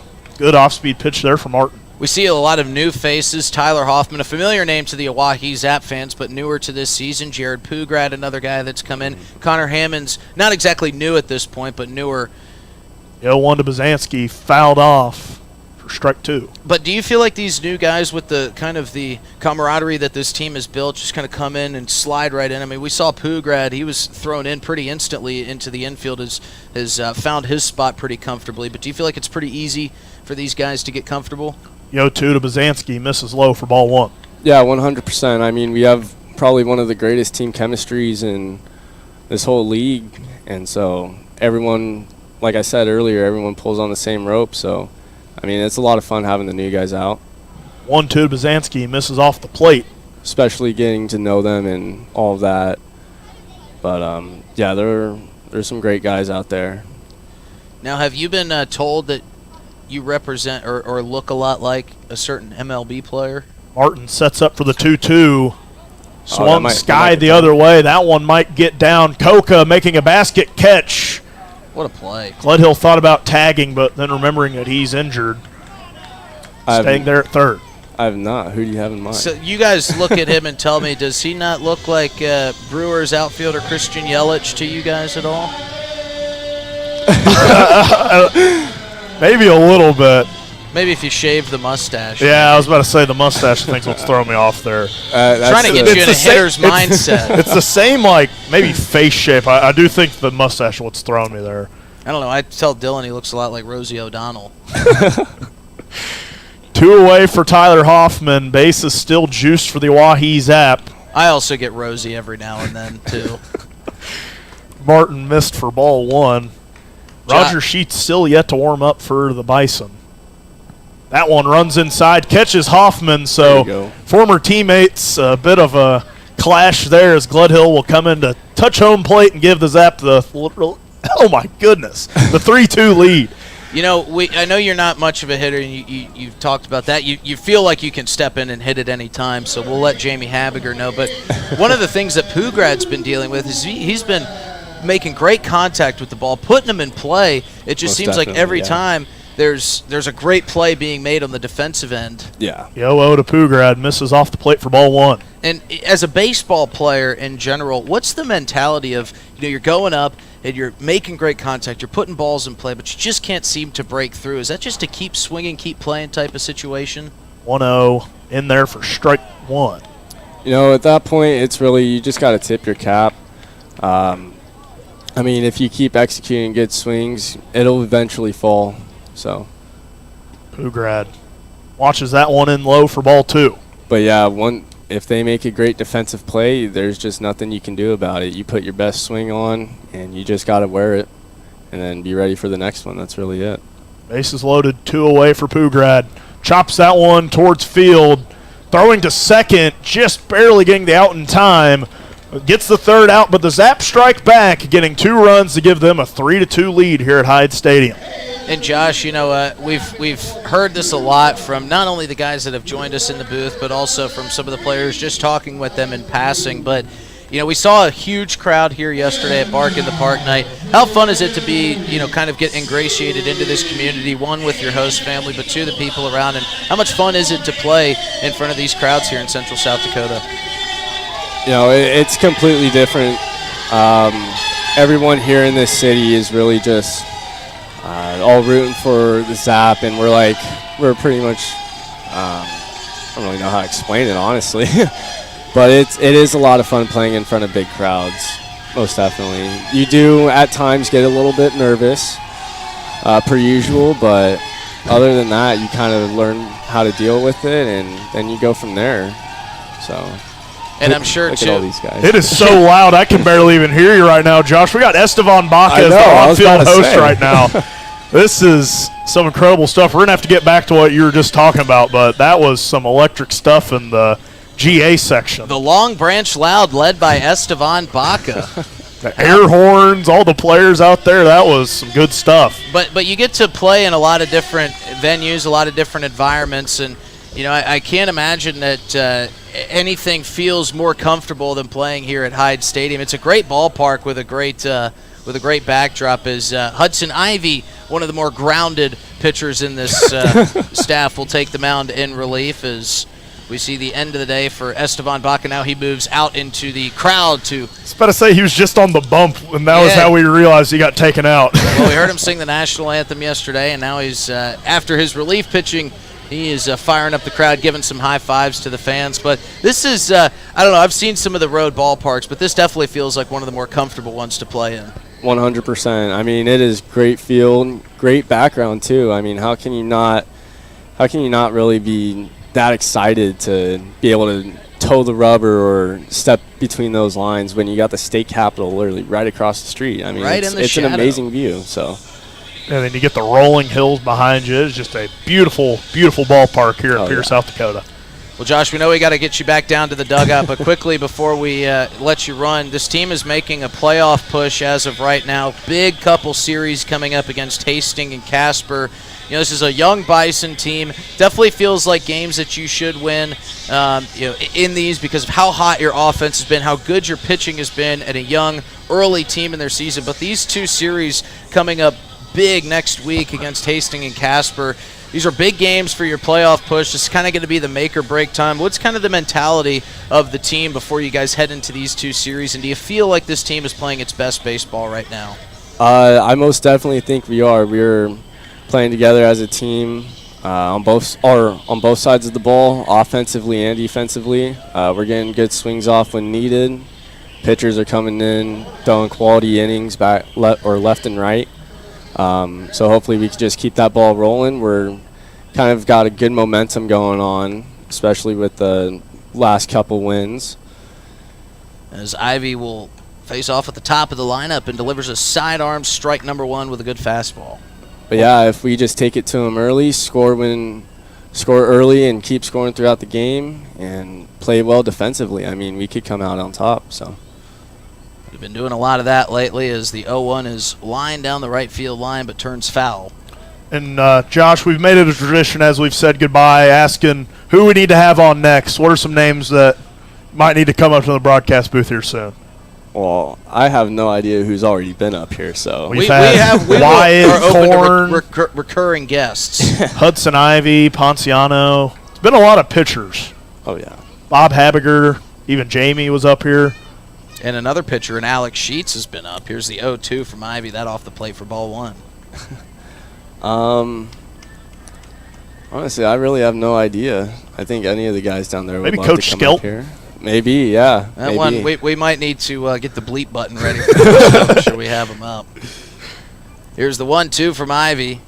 That one just a bit inside to Rhett Rogers for ball two. Ooh.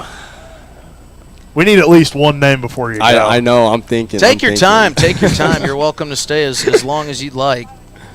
Here's the 2-2 from Ivy. That one swung on and missed, and Rhett Rogers will go down. The first K of the inning comes via strikeout. First out of the inning comes via strikeout. And you can also feel it out once you get to the dugout. You know, you can kind of sit back, throw the shades on so nobody sees where your eyes are looking, but say, you know what? Maybe Bryce Van de Wastein, he might want to come up and I think I would say either Aiden Johnson or Tyler Hoffman. Those two go hand in hand, so I don't know what you'll get out of them. But this one, first pitch up and in as Sam Benz moves out of the way of ball one. But, yeah, they're both guys with great energy, and I'm sure they'd love to be up here talking with you guys. So I know I've enjoyed it. Well, we appreciate you coming on, Josh, as the 0-1 is lined down the left field line. You're going to take a left turn and hop foul. And you're welcome anytime you get a free couple innings to come up, join us, throw on the headset, and talk a little shop with us. Sounds good to me. Thank you, guys. Josh. That was Josh Porter, one of the top relief pitchers and soon-to-be starter for the Oahe Zap. He likes to be out in that starting rotation much more, so when Jamie Habiger gets a hold of this interview, we'll let him know. 1-1 is the count here with one out to Sam Benz. Nobody on as that one runs inside for ball two. Zap scored one in the first. Bison answered with a two-run home run by Louis Coca in the top of the second inning. But they got two back in the bottom of the fourth. And they lead the Zap here 3-2 in the top of the fifth. Benz with a shot out into left. Giving chase is Hoffman. That one's going to bounce off the base of the wall. So Sam Benz with another opposite field hit. This time he'll find his way to second base. And the bats continuing to produce here for the Bison. That is their 6th hit of the ball game. Yeah, Ben started the other day, but I'm not so sure he shouldn't just play in the field every day. He is really swinging it right now. He sure is. And that'll bring up another guy who's swinging the bat nicely, Gannon Hall, with a chance to tie this game up. First pitch from Ivy, off the plate for ball 1. Look at Roger Sheets over there getting a pep talk from his wife before he comes in this next inning. That one outside for ball 2. He is getting the scouting report, is Alex Sheets. He should already have it. He built this team practically. There's the 2-0 pitch from Hudson Ivy. That one runs inside, and it's ball 3. And again, you don't want to put runners on with Curtis Lindsay coming up to the plate next.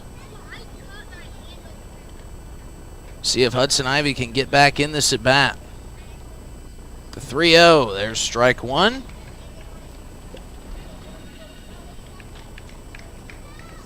Tell you, it sure feels like the game flies by when we have these players up into the broadcast booth. I don't know if it's the conversation or if they're just a good luck charm. The 3-1 swung on and miss. I think it's the first time we've had a guest in the booth and the Zap have scored during it. We might be figuring out the formula. It was 3-0, now it's 3-2, and that one just a bit high to Gannon Hall. Hudson Ivy with a long look back at home plate umpire Richard Gilmore. And so now Curtis Lindsay slowly pacing his way into the right-handed batter's box. You know, Curtis Lindsay's been moved around this defense quite a bit. They asked him if he wanted to pitch, and Curtis Lindsay, who's a guy that's up for anything, just about anything, said, no, I think I'm good out in center field. First pitch to Lindsay, that's going to be lined through the left side, but it's stopped for the moment. What a play by Gavin Frazier as he knocked down that ball before it squeaked through into left field. It will load the bases, but it certainly saved a run. Yeah, that one's not going to go in the scorebook as anything, but that one's certainly saving a Bison run. Benz was chugging around and had to throw on the brakes suddenly at third and kind of pulled him off the bag. So that will bring up the newest Bison, Jaden Santiago, with a chance to regain the lead for the BBC. Here's the first pitch. That one runs high, ball 1. And this is going to feel pretty good for the Bison right now. You know, they're playing in a competitive ball game as we're halfway through. Big swing and a miss for strike 1 to Jaden Santiago.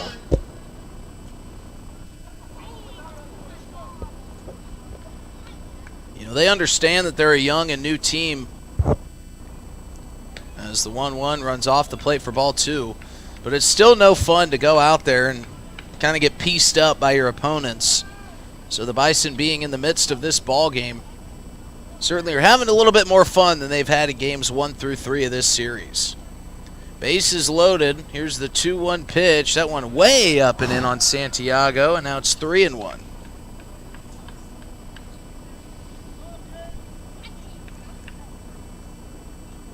So Ivy in a bit of a jam here with 1 out, bases loaded. Zap still in front 3-2, but that could all change here with 1 swing. Here's the 3-1 pitch. That's a great placement of that fastball, and now the count has worked full.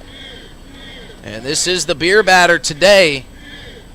They were able to take advantage earlier when Santiago struck out. We'll see if they can make it 2 for 2. The 3-2 pitch. Line back into the netting, foul. If this grandstand was just a little bit thinner, man, I think we'd had a couple just about in the broadcast booth here today. That clap that you're hearing is me warming up the leather. I brought my baseball glove today. As that one's chopped towards Frazier, this could be 2. On to second for 1, Bazanski to first. That's not in time, but they do get the second out of the inning. But Sam Benz will come across to score, and we're tied back up at 3. So a productive out there for Jaden Santiago. And that'll bring up Louis Coca. Coca with the 2-run shot earlier today for the Bison. Made it 2-1. And now tied up, he can again give the lead to the baseball club. He takes strike one on a good off-speed pitch there from Hudson Ivy to start. You got to settle back in after giving up that run. You're still in a jam. Got to work out of this one and not give up this lead. Here's the 0-1. That one's driven down the left field line, curling towards foul ground, giving chase, sliding and diving and making an outstanding catch to end the inning is Tyler Hoffman. What a play by the Zap left fielder to get themselves out of the jam. The Bison do tie it up, but it could have been a lot worse had it not been for the flash of leather by Tyler Hoffman out and left. We're tied up at 3 as we head to the bottom of the 5th here at Hyde Stadium. Looking for happenings in Central South Dakota? The Pierre Area Chamber of Commerce Community Calendar is your go-to for all the latest events. From entertainment to local benefits, community activities, and more, there's something for everyone. Email your event to contactchamber@pierre.org and it will be listed on the weekly calendar. To view the calendar, go to www.pierre.org. Let's celebrate together in the heart of South Dakota. The Pierre Area Chamber of Commerce, connecting our community one event at a time. Doing a little spring cleaning at your house? I'm Val Keller, City of Pierre's Solid Waste Manager, letting you know the City Supply Swap program can help. We'll recycle cleaning supplies, paint, and other household chemicals you don't want anymore. Plus, you're free to take any products other people dropped off for recycling. The swap program helps our customers and keeps things out of our landfill. Supplies we accept include stains and sealers, pesticides, pool chemicals, typical cleaning agents, as well as oil-based paint, latex paint, and spray paint. For additional information, call 605-773-7434. Again, that's 773-7434 for more information about recycling your household supplies and paint. Let the City of Pierre help you get your home and garage cleared out and cleaned up for the summer months. This public service message is brought to you by the radio stations of the DRG Media Group in Pierre. Friend of the broadcast, Joshua Porter, who was kind enough to join us for a couple innings up in the broadcast booth, had to leave so he could go down and win today's tug of war. And he gave a little salute to us up here as he knew we were watching that one. And we asked him, we said, how do guys choose who gets to partake in the tug of war? Well, they just hop out there and do it. And, well, he saw his opportunity, and he took it and took advantage of it. It might have reminded him just how much fun it is to be in those inning games. He was like, it's been a while. I'll hop out there and one. Glad we could convince him to do so. Trey Martin back out on the mound for the Bison. And he took a long break in the dugout there before he had to come back out for his next inning of work. He's like stretching out like all sorts of weird different ways. His pitch count isn't too high, so it's not all that surprising that he's back out. But after the last inning he had, it was looking a little shaky. It's no fun getting old, young man. 69 pitches thrown for him. So he'll be in the 70s in this inning, maybe even the 80s if the Zap can get a rally going. They really haven't been able to get any sort of rhythm going against the Bison head coach and starter. And we'll see if they can do that here. They'll start with Emiliano Curiel, and he'll take ball one out on the outside corner. Tied up at 3 apiece here in the bottom of the 5th inning. That one's bounced in there for ball 2. And down in the Bison bullpen, completing his warm-up session, is Alex Sheets. Here's the 2-0. That one chopped, and that is going to get through the third base side, right in between both Talon Field and Louis Coca. And Emiliano Curiel is reached with a leadoff base hit here for the Zap. That'll bring up Ty Farwell. Get a patented deep breath and then the hip shimmy shake from Ty Farwell before he steps in. It's all about routine. I think Alex Sheets is probably shaking over there in a tie ball game looking at this jam that might be forming. Bounced into Farwell. He stops it for ball 1. You know, I think he probably would have preferred to come into this game with the Zap leading by 8 runs or something like that, but he's going to come in a very, very crucial part of this ball game if things hold. Here's the 1-0 to Farwell off the plate for ball 2. And you know what? You got to tip your cap to Trey Martin. He had to step in. Commendable outing. A very commendable outing. He's pitched great. Yeah. He's only given up 4 hits. The Zap have scored 3 runs. Only 4 walks, too. I mean, the 2-0 off the end of the bat from Farwell. They'll go to second for the first. On the way to the first base bag for 1, but Remy Hart couldn't squeeze it. It would have been a massive double play for Trey Martin. And for his cause, Brett Rogers making a nice play to get the lead runner, Emiliano Curiel, talent field with a low throw for Remy Hart. And at first it looked like he squeezed it, but then we saw the ball just kind of pop out of there. Yeah, he had it for a long portion of that, and you would have had him out, but just couldn't even hold on. But the Zap will take it. That'll bring up today's DH for the Zap, Garen Gledhill. First pitch from Martin is bounced in, backhanded stop by Santiago. We'll keep Ty Farwell placed at first. And I was talking to Garen last night, and you think a guy would be happy when you hit a home run and just about hit a second that ended up being a double, but no, he was mad that he struck out 3 times last night. Big swing and a miss for strike 1. Well, you know, as a hitter, when you start with a home run and then you get a double in the second inning, I think you're probably thinking cycle. You know, so then those following strikeouts, yeah, I can understand why he might be upset. Farwell off to the races, taking second. Low throw, that's in there for strike 2.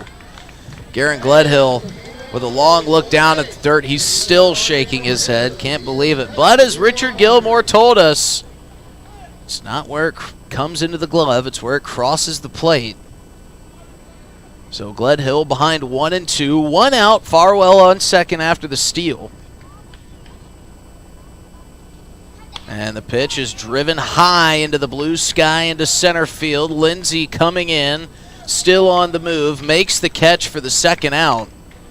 And that will bring up Quinn Ludvigsen. And the lefty with 2 outs will try to do something the Zap have done all season long, and that is produced after they have got the first 2 outs of the inning. It's almost comical how much run production has come with 2 outs for the Zap this year. It's all with 2 outs. I mean, I'm not sure how many runs total we have, but good 50 or 75% of them have to be with 2 outs. Farwell trying to take third. Santiago will not even glance over down at the third base bag. He'll just frame that pitch for strike 1. So now Farwell is 90 feet away, and a soft base hit will score him. Or a wild pitch from Trey Martin, who's now in the 70s. Great point. Great point. But Santiago's been a brick wall back there for the Bison. Here's the 0-1 that is chopped right back to Martin. He'll trot towards the first base bag and underhand it to Remy Hart for the third and final out of the 5th inning. So we head to the top of the 6th, all knotted up at 3 here at Hyde Stadium. We'll be back after this break on River 92.7. Hey, it's your phone talking. Yeah, your phone. You know, that thing you're constantly picking up and poking around. Listen, when you're behind the wheel, would you please give me a break? You'll have plenty of time for your TikToks and, I don't know, texting your friends after you put it in park. Distracted driving, friend. No joke. One quick text or social media peek can cause a crash. And hey, I don't want any part of that. You got someplace to be. And trust me, I'll enjoy the downtime. Brought to you by the South Dakota Office of Highway Safety and its station. Dunes Golf is celebrating their 30th anniversary this summer. They look forward to seeing old friends and new acquaintances on the driving range and on the course throughout the summer. Play 9 or 18 holes, pay by the round, save with a punch card, or become a member for unlimited play. Dunes Golf is a great location for group outings or a summer play day. Call 605-223-2525 or see golfdunes.com. Just 1 mile north of Fort Pierre on Highway 1806. Dunes Golf. Thinking Speaking of travel, Pierre Regional Airport offers nonstop flights from Pierre to Denver. From there, you can fly anywhere. Book to your destination and check bags through on United, Delta, or American Airlines. 1-hour flights on 50-passenger jets to Denver, then connecting to your destination. Save travel time and money, avoid the crowds, and free parking when you fly from Pierre Regional Airport. Skip the drive. Fly from Pierre Regional Airport. Looking for happenings in Central South Dakota? The Pierre Area Chamber of Commerce Community Calendar is your go-to for all the latest events. From entertainment to local benefits, community activities, and more, there's something for everyone. Email your event to contactchamber@pierre.org and it will be listed on the weekly calendar. To view the calendar, go to www.pierre.org. Let's celebrate together in the heart of South Dakota. The Pierre Area Chamber of Commerce, connecting our community one event at a time. Hudson Ivy back out on the bump, a 3-3 ball game here in the top of the 6th. And it has been a very impressive day for the Bison, where they've arguably been the better team for the majority of this game, and they tied it up in the top of the 5th and trying to attack and get a lead for what will likely be Alex Sheets the next inning. I'm not sure Trey Martin's going to keep going. He threw his 81st pitch of that last inning to end the 5th frame as Remy Hart rips one through to right field for a leadoff single. I wasn't even sure if Trey Martin was going to make it out for the bottom half of the 5th. I mean, there was nobody on the bump until it was about first pitch time in that inning. Yeah. And I thought we were kind of discussing, is Alex going down to get some extra warm-up pitches before he comes in? But finally Trey Martin made his way out. But what a commendable effort he has had today. Talon Field to the plate. Watches that one outside for ball 1. So a good start for the Bison. A leadoff single ripped past Quinn Ludvigson for Remy Hart. That's their 8th hit of the ball game, as that one skied towards Hoffman. A routine play made for the first out of the inning. And Tyler Hoffman had an outstanding catch out in foul ground to end the frame on just a miraculous acrobatic catch. Trying to figure out what was better, the play by Tyler Hoffman or the camera work by our producer, director, camera operator extraordinaire Eli Lewis. As all the folks that are watching back in their living rooms at home got to see that thing up close, personal. Got to see the whole thing. It was gorgeous work by Eli Lewis. It's really coming into his own as he might have a producer this future. year. He might have a future in this business, folks, I'll tell you. Hudson Ivy behind in the count, 1-0. That one in there for strike 1. Good comeback pitch for Ivy. And we asked Eli, we said, what do you want to do with your life? And he said, I really want to be a camera operator for the Oahe Zap. And he's doing it, folks. The 1-1 from Ivy misses off the plate for ball 2. Ground ball could end the inning. Bring the Zap back up to hit. It's kind of been a shaky day at the plate, just 4 hits, but still a tie ball game, and with how quickly they can wake them up, Hudson Ivy tries to pick off at first. And Hudson Ivy even delivers his pickoff attempt side-armed. That was, I'm not sure how many times we had seen him try to pick someone off this year, as he was just a little behind on Remy Hart. Not a big leadoff for him over there at first. Fires that one in for strike 2. You know, I wonder if you had talked to an odds maker coming into today's game, you know, what the line would have been set at, with the head coach of the Bison being the starter and the closer being the general manager of the Zap. 2-2 from Ivy. That one gets behind Farwell. So Remy Hart will advance, and the double play is off. Count runs full. Hudson Ivy, we're going to have to see a good comeback pitch here. Can't afford the walk, but wouldn't be the worst walk. Now kind of thinking about it, would put the double play back on, but I'm sure he would much rather have the strikeout here and get this batter down. 1 away, Hart on second. Hudson Ivy checks on him and fires. That one driven into center field. Curiel settling under it, Hart tagging. Curiel testing the arm. Won't be there in time, so Remy Hart slides into third. And I think this is one they might want to check on the tag.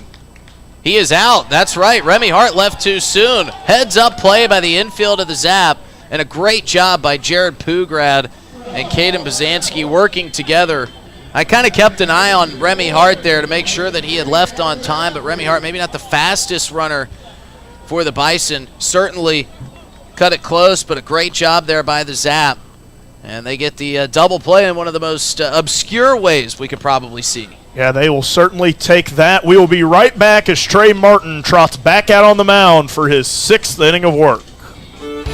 The summer is here, and you know what that means. The Oahe Zap are back, and we at DRG Media Group are bringing you coverage of every Zap home game all summer long. You can hear all the home Zap games on River 92.7, or you can watch them live on drgnews.com at the River 92.7 station page. The Zap are offering you fans something new every single night. So get out to Hyde Stadium for some Zap baseball this summer. Purchase your tickets on oahezap.com or buy them at the box office. If you can't make it to the game, we've got you covered on River 92.7 Oahe Zap Baseball, brought to you by DRG Media Group.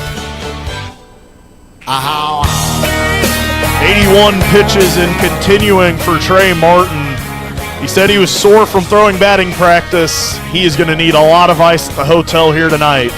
But it has been a very, very commendable start for Trey Martin. Just 4 hits allowed, only giving up 3 runs. And it's been a very impressive start. We'll see if he can keep it going as Alex Sheets trots back out to warm up for the 3rd straight inning. It's been a question of when we were going to see him. This might be the inning. Gavin Frazier leading things off. The 6-7-8 due up for the Oahe Zap. Martin fires that one off the plate for a first pitch ball. Now Alex Sheets is headed back out to the bullpen for another warm-up session. Yeah, 3 straight innings, 3 straight warm-up sessions. I mean, when you haven't pitched in a few years, you might need that many warm-up sessions. Frazier lining that one, gets it past the glove of Field for a leadoff single. Talon Field was trying to make a very impressive play on that one, was just a hair out of the wickets and can't bring it in for the first out of the inning. Good piece of hitting there from Gavin Frazier. Put it where they're not and just extend it a little bit out of the reach there, the Bison shortstop, and now Alex Jackson maybe get to Trey Martin. It's going to happen sooner or later for the Zap. It's just a matter of when. 83 pitches now, 84 on that first pitch ball. As Gavin Frazier gets a leadoff single and a very dangerous base runner out on the base paths. See if he opts to go and test Santiago's arm. I was going to say, probably. As Frazier runs, a good throw, but it takes the defender off the bag. So Santiago won't get another throw out. Frazier in there safe. I was going to say, I think we'll definitely see Frazier off and running at some point. Now you can maybe even manufacture that go-ahead run. He's probably going to steal third, too. I would not be shocked. Jackson behind ahead in the count, 2-0. That one misses off the plate for ball 3. And at the least, you're taking a lot of attention off the hitter for Trey Martin with the way Gavin Frazier bounces back and forth over there at second. He is a runner you have always got to keep an eye out on. Jackson ahead in the count, fouls that one off. I think we've seen the most green lights on 3-0 counts. Obviously, that one being a 2-1, but we've seen a lot of green lights on 3-0 counts today. Do they have it wrong up there on the scoreboard? I think so. Katie Acosta's got it in as a 3-1. I always trust Katie Acosta. That's kind of how I feel about it. 3-1 to Jackson. That one misses, but Katie Acosta's no more trust for Katie Acosta. That was a 2-1. Now the count runs full. Payoff pitch here for Trey Martin. Frazier on second, nobody away. That one a mile high. Coca settling underneath it, bringing it in for the first out of the inning. Big out there for Trey Martin. You just feel like you're even with that one out, you feel so much more comfort on the mound as a pitcher, knowing that there's a double play somewhere out there. We just saw it to end the last frame against the Bison there in the top of the 6th inning. You can get a double play just kind of seemingly out of anything. Remy Hart not tagging up in time. He left a little bit early, You could possibly have that with Gavin Frazier, but having that one out in your back pocket just makes you so much more comfortable as a pitcher. Andrew Phillips checks in for Caden Bazanski. So he watches that one inside for ball one. So a couple of speedsters out there for the Zap. Frazier on the base paths. Phillips at the plate. See if Andrew Phillips can knock him around and give the Zap the lead. He drills that one up the middle. Frazier going to come to third and stop. Haberger gave him a stop sign, but Phillips is going to chug into second. Heads up base running will get him to scoring position. A nice piece of hitting there from Andrew Phillips. I love that too, and I love the hit, but I even love the base running even more. Always staying aware. That's something the Zap have been great at, is heads up base running, always being aggressive, looking for that extra base to take, especially in a tie ball game like this. When you have a bag that you can swipe like Andrew just did there, you've got to take it. Tyler Hoffman to the plate. Runners on second and third as Trey Martin giving his defense some instructions. Typically that's the head coach's job, but the head coach is on the mound, so it's the pitcher's job too. He's a field general out there. Yo-O offering here to Hoffman. Drilled into center field. Lindsey diving. The ball falls out.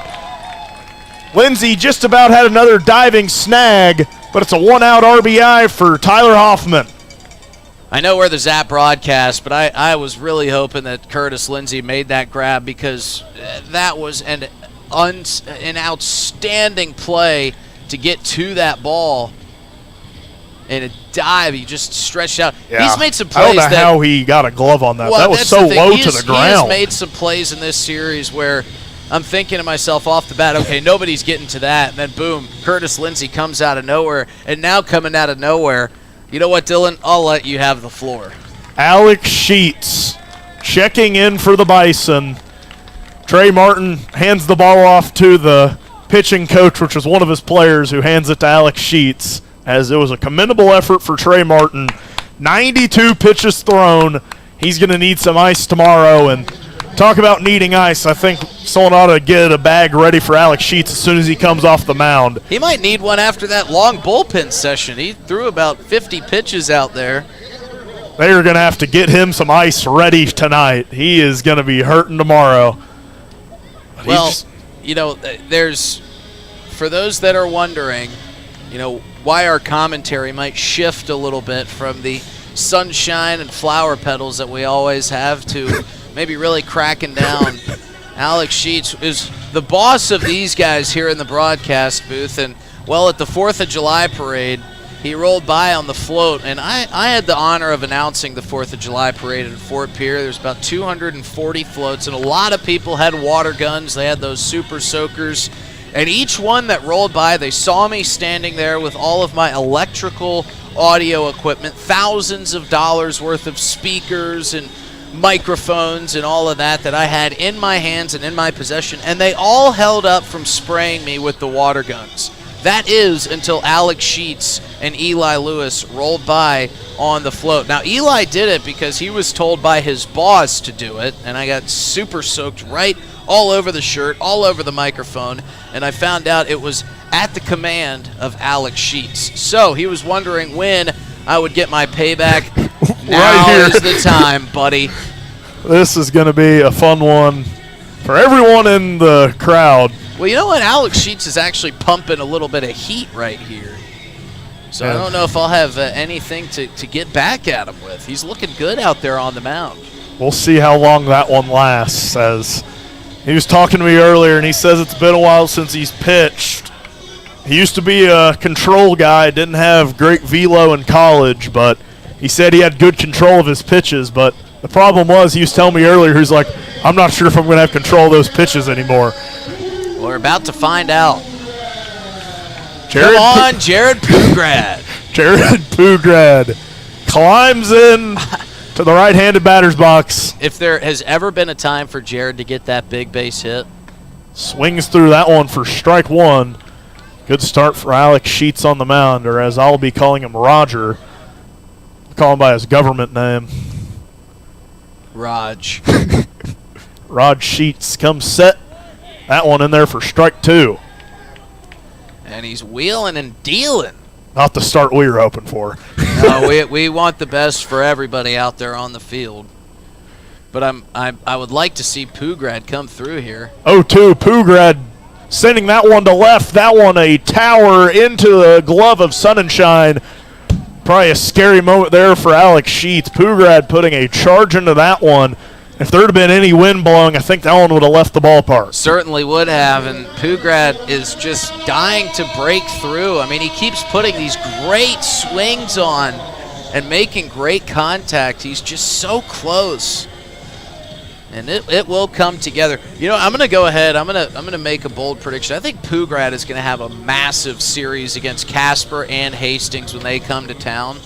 I think that's when his bat is finally going to start finding some of these gaps. As that one runs inside on Curiel for ball one. Pugrad's had a good start to the season, but it feels like it could be even better with some of these balls that are getting robbed. He's still batting around 300, which is a good average, but he's had a lot of them kind of get robbed as Alex Sheets trying to pick off the runner. Andrew Phillips getting aggressive out there, and Alex Sheets almost making him pay for it. And you can tell Pugrad is dealing with it too, because it's got to be so frustrating when you know you are putting such good swings on. The 1-0 to Curiel swung through for strike one. And you just keep getting these Sports Center top 10 plays made out against you in the field. Yeah, that's his second ball since he's gotten here. That is just gave out at the warning track, and the wind that's blowing now probably would have put it out. So that one runs inside for ball two. But I think he's doing the wise thing and just saving it for the Casper and Hastings series. Feels like one of these days he's going to have that 4 or 5 hit day that we saw some other Zap players put on against the Prospects. 2-1 from Sheets, misses inside for ball three. And I think Alex Sheets may be just counting his lucky stars that Vince Polizzi isn't around this weekend. Yeah, Vince Polizzi would put a big old dent in the Boys and Girls Club out there. 3-1 to Curiel. In there for strike two. Curiel, and I think a lot of Zap fans thought he was going to get a walk there. Yeah, he was headed down to first. You always got to apologize to the umpire, too. So that's my bad, Blue. Didn't mean to one-up you there. 3-2 from Sheets. Swung on and missed from Curiel. First strikeout for Alex Sheets in a Bison jersey. Sends the Zap back to the dugout, but they retake the lead. 4-3. We'll be right back here for the top of the seventh. Looking for happenings in Central South Dakota? The Pierre Area Chamber of Commerce Community Calendar is your go-to for all the latest events. From entertainment to local benefits, community activities, and more, there's something for everyone. Email your event to contactchamber@pierre.org and it will be listed on the weekly calendar. To view the calendar, go to www.pierre.org. Let's celebrate together in the heart of South Dakota. The Pierre Area Chamber of Commerce, connecting our community one event at a time. Doing a little spring cleaning at your house? I'm Val Keller, City of Pierre's Solid Waste Manager, letting you know the City Supply Swap program can help. We'll recycle cleaning supplies, paint, and other household chemicals you don't want anymore. Plus, you're free to take any products other people dropped off for recycling. The swap program helps our customers and keeps things out of our landfill. Supplies we accept include stains and sealers, pesticides, pool chemicals, typical cleaning agents, as well as oil-based paint, latex paint, and spray paint. For additional information, call 605-773-7434. Again, that's 773-7434 for more information about recycling your household supplies and paint. Let the City of Pierre help you get your home and garage cleared out and cleaned up for the summer months. This public service message is brought to you by the radio stations of the DRG Media Group in Pierre. Cruising along here to the top of the seventh inning. It's a Zap 4-3 lead in an outstanding ball game here this afternoon. As we saw Alex Sheets come in relief for Trey Martin, and he retired a couple hitters. And we got a new pitcher on the bump here for the Oahe Zap in the top of the seventh. As Dilla Beach is over here looking and not really pulling up the pitcher here for the Zap. He's actually looking into Alex Sheets statistics back in his college days when he pitched for the Scots. It will be Aiden Johnson on the bump here for the Zap. But do you have anything on the newest relief pitcher for the Bison, Alex Sheets, Dylan? We'll say he did have a .84 ERA his senior year, so he dealt. He dealt for Monmouth College, the Fighting Scots. And maybe not the most attractive pictures on his player profile for the Scots. I'm sure he tried to get those changed. Scrub those off the internet. Yeah, tried to get rid of those, but we found them. Here's the first pitch from Aiden Johnson. That one misses just a bit high. It's back to the top of the order here for the Bison. Rhett Rogers leading things off here in the top of the 7th inning. Perfect day for baseball. As Johnson comes set, that one swung on and missed by Rogers for strike 1. Got a couple solo clouds just hanging out watching some ball, backed up by blue skies here on a warm day in Pierre. That off-speed pitch curls in for strike 2. And the last time we saw Aiden Johnson at Hyde Stadium, he was just pumping those off-speed pitches in. Aiden came out for a start and absolutely just looked spectacular. This one's grounded to third. Pugrad down to one knee, blocked it, now fires across the diamond, but not in time. Pugrad did great just to knock that ball down. That was a heat-seeking missile off the bat of Rhett Rogers. So, if anything, Jared Pugrad saved extra bases there. He couldn't get the out, but he keeps the force play intact, as that'll bring up Sam Benz. I do not envy those guys over there on the hot corner. No, I do not. Especially when you get some hot shots like that one. It's the one position I wouldn't want to play out on the diamond. I'll have to ask Jared where he's more comfortable, at shortstop or at third. This one misses high and away for ball 1. I would imagine he's probably more comfortable at shortstop. That's where he plays a lot of his ball at. But, you know, Pugrad, team guy, willing to go just about wherever. Here's the 1-0 from Johnson. That one in there for strike 1. Lively fastball out of Aiden Johnson. That start, the last time we saw Johnson start, he threw a 7-pitch first inning. And was absolutely sparkling as a starter. He comes in relief today, 1-1. I'll check on the runner over at first. Rogers back diving.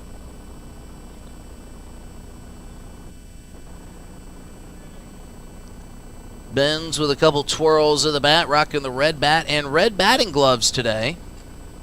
As this one swung on and missed, he fans over top of that off-speed pitch from Aiden Johnson.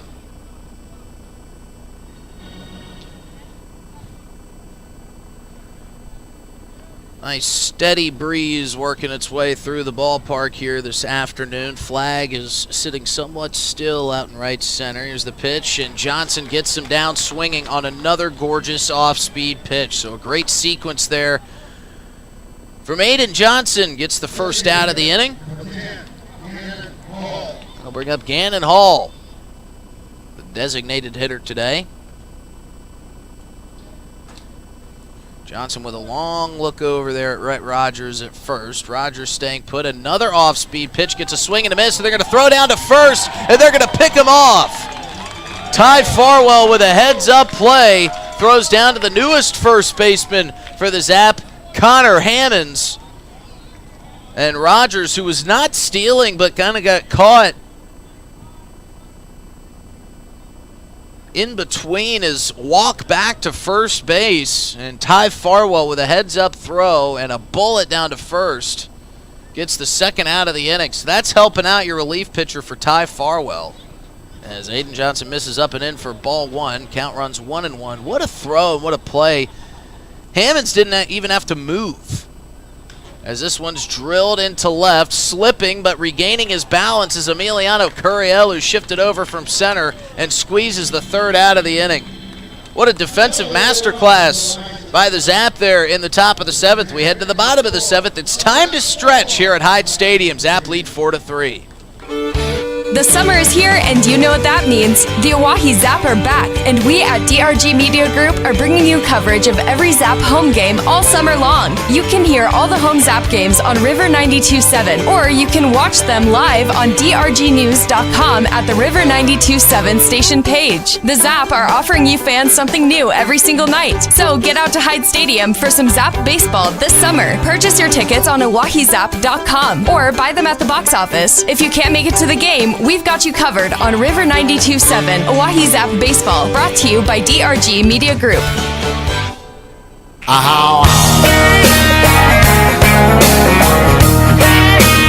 Seventh inning stretch has concluded here at Hyde Stadium. Alex Sheets comes back out on the mound. The general manager of these two teams played D3 baseball at Monmouth, the Fighting Scots, and played for a few years here in Pierre before coming back to be the general manager this previous season. And he's living out every former player's dream of just suiting up one more time, getting out of the field, throwing the glove on, and playing a little bit of extra free baseball.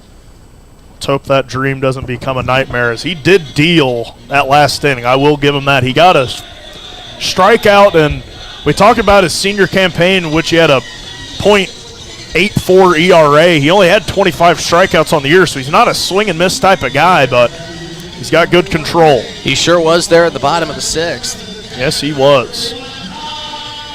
So Ty Farwell will lead things off here for the Zap in the bottom of the seventh. It'll be Farwell, Gledhill, and then we believe Connor Hammonds, who came in for Quinn Ludvigsen.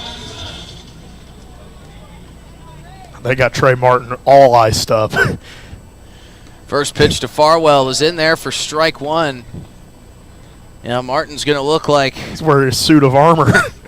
He got a big old bag of ice wrapped on the back of his right shoulder and on the front. He's also got one down on the lower back area, and another fastball in for strike two to Ty Farwell.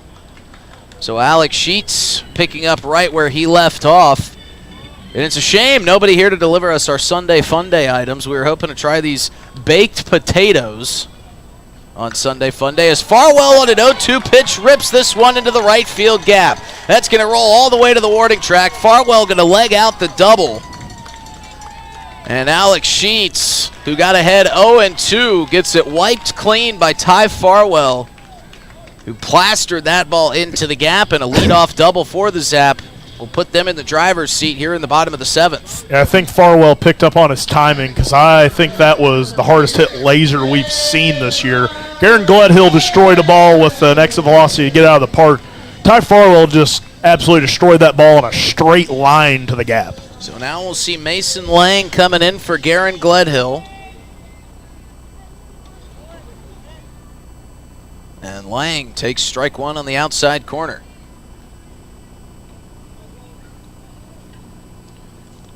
Lang, a no batting gloves type of guy. And he'll take ball one outside. You don't want to mess with those guys, the ones that don't wear the batting gloves. Those are no-nonsense types of hitters. Here's the 1-1 to Lang. That one catches the outside corner for strike two. I think Alex has secretly been pitching in his backyard every night for the last month preparing for this, because he's had the control that he was talking about. He's probably had Emma throw on the catcher's mitt and get back there and catch a few bullpen sessions. Here's the 1-2 off the plate, ball two.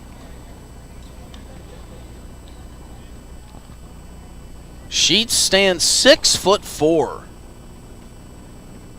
Probably has a couple extra LBs than what's listed from his Monmouth days. That one off the plate for ball three. But good LBs. He's been in the gym working, adding on some extra muscle. He's got the father strength. Dad's strength is real. Here's the payoff pitch to Lang. He skies this one into center. Lindsay was playing deep. He's going to track in and squeeze the first out of the inning. And almost goes full yard sale on the throw from center. Was going to try to gun down Ty Farwell had he tried to tag up from third. But Sheets gets the first out of the bottom of the 7th. And he'll face off with Connor Hammonds, who checked in for Quinn Ludvigson. And Lang was just a bit underneath that one. And just barely missed that one. Yeah, it was just so close to putting a really nice swing on that ball. So we'll see if Hammonds can get after his general manager. First pitch off speed in there for strike one.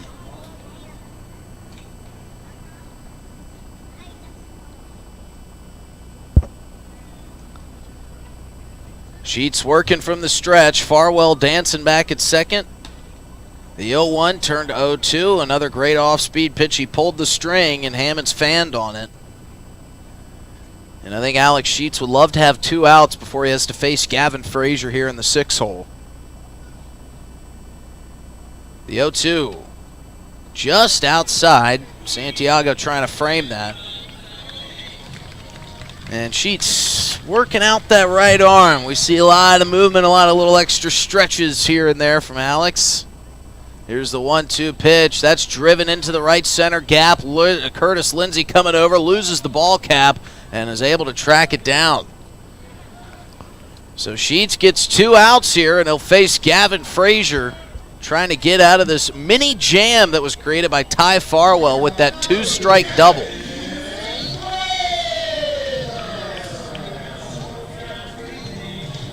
And we'll see if Gavin Frazier can keep his good day going. Thanks, Dylan. We will see. Here's the first pitch to Frazier. Man, he is painting the zone. I think strike one on the off speed. I think Richard Gilmore realized this guy's signing his checks today.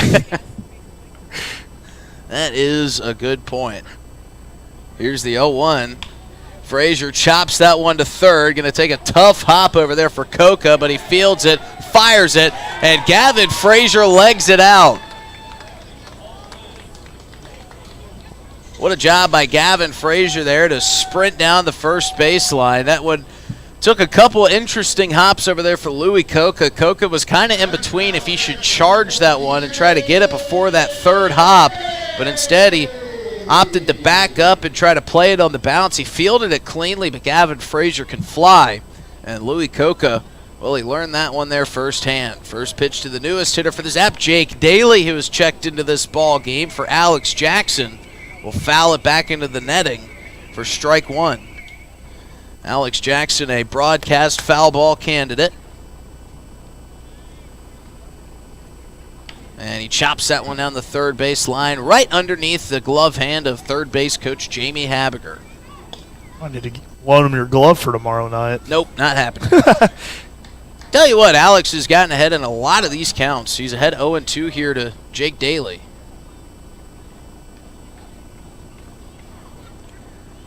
And the 0-2 pitch. Driven foul back into the netting. Great play by the Zap ball boy here today.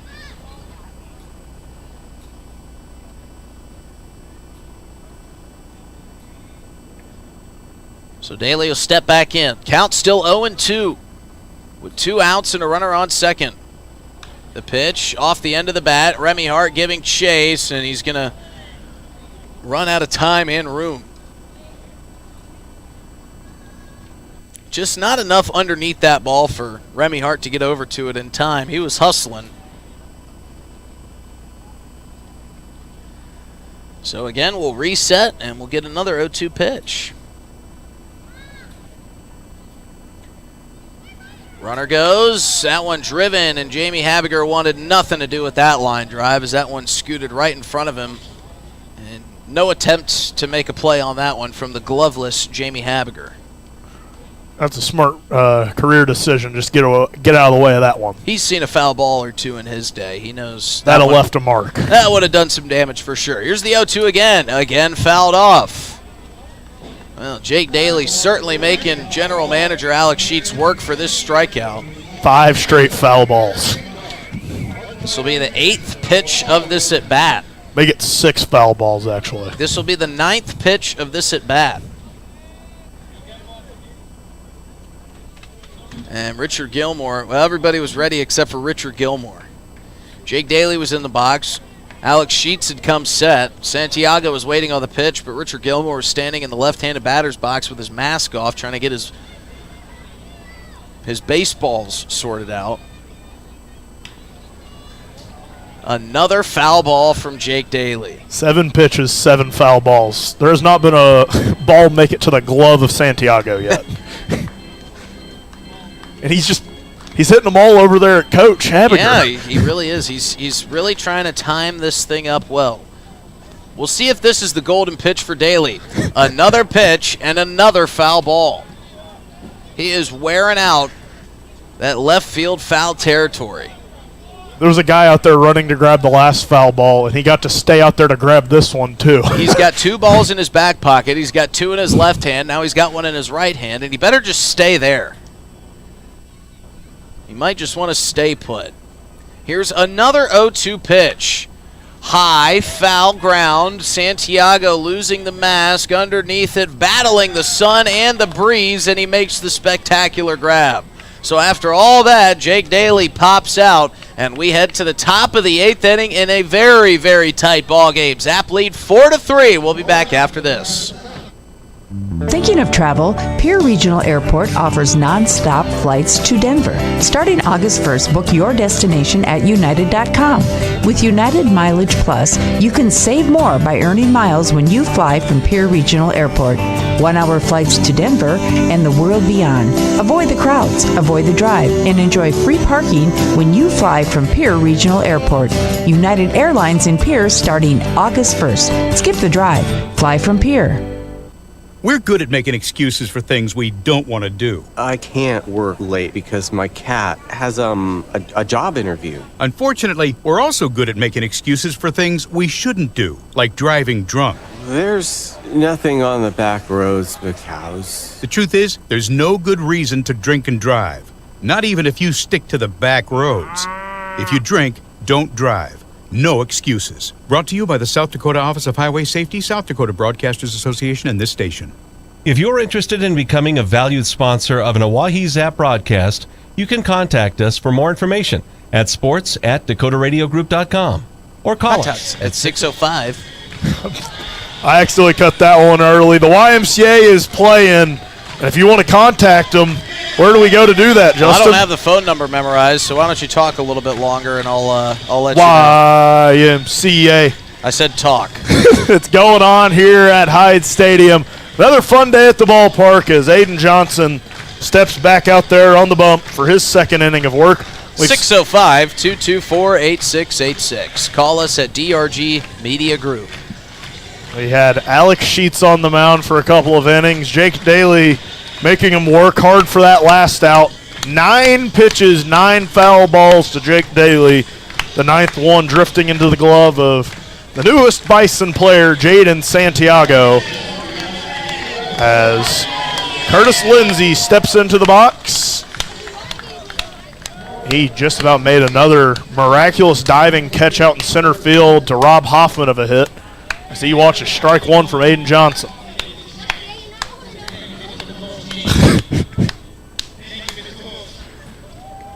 Esteban doing his best showmanship out there with the mic. 0-1 swung on in the dirt from Lindsey.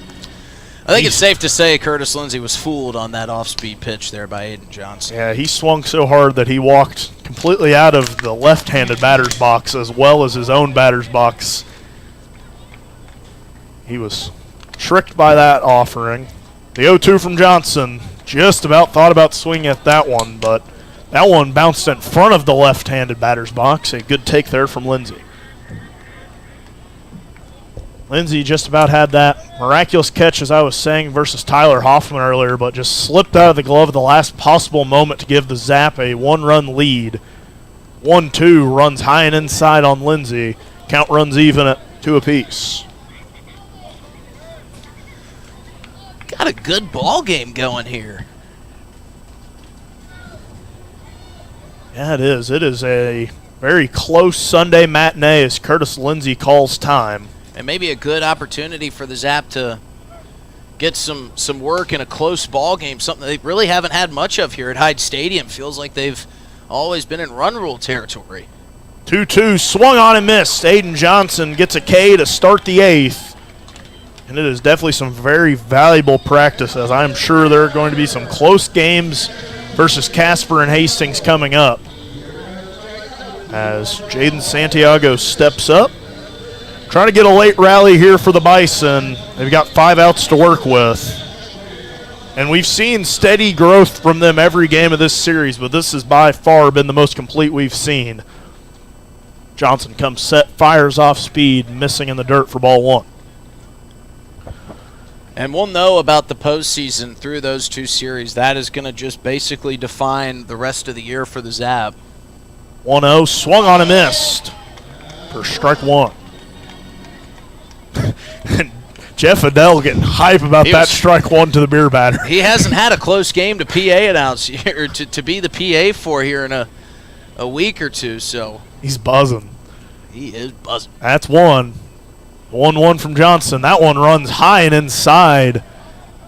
Jaden Santiago just lucky to get out of the way of that one.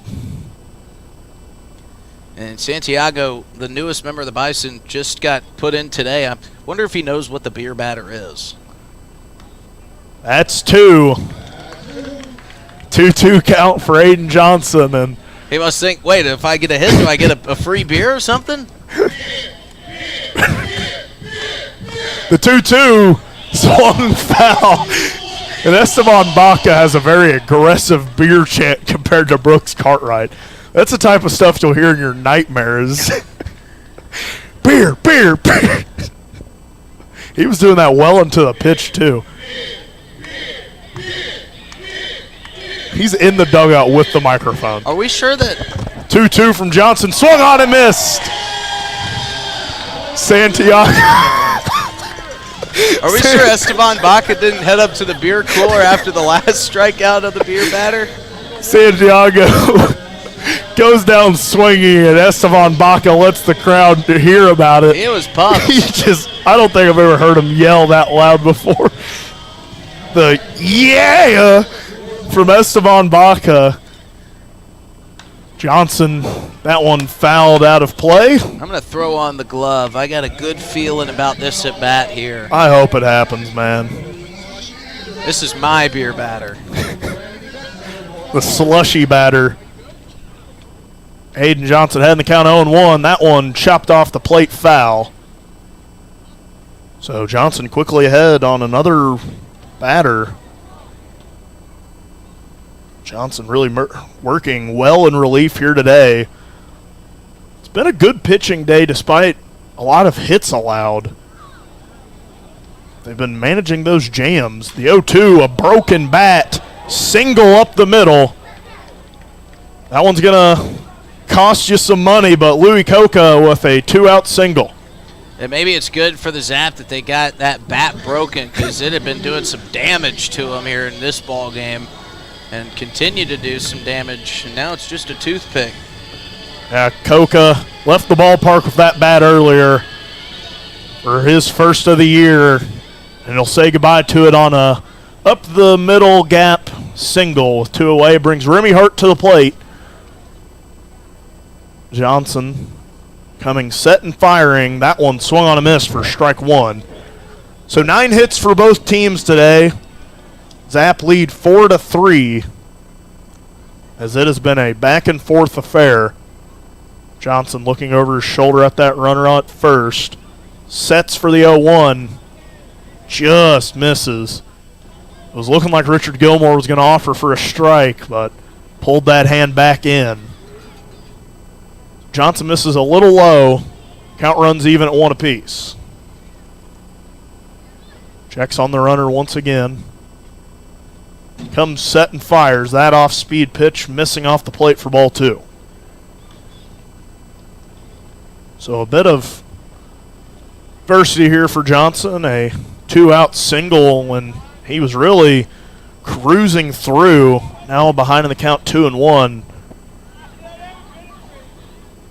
Checks on Coca at first. A close play, but back in time safely. Connor Hammond's so sure of hand over there with pickoff attempts. We saw him and Farwell link up to get that out last inning. as that one misses low for ball 3. Yeah, that was one that out in the last swing that you're referring to was one that Hammonds didn't even have to really do anything. Farwell delivered such a perfect throw that it came right into the zone of where Hammonds needed it to tag the runner out.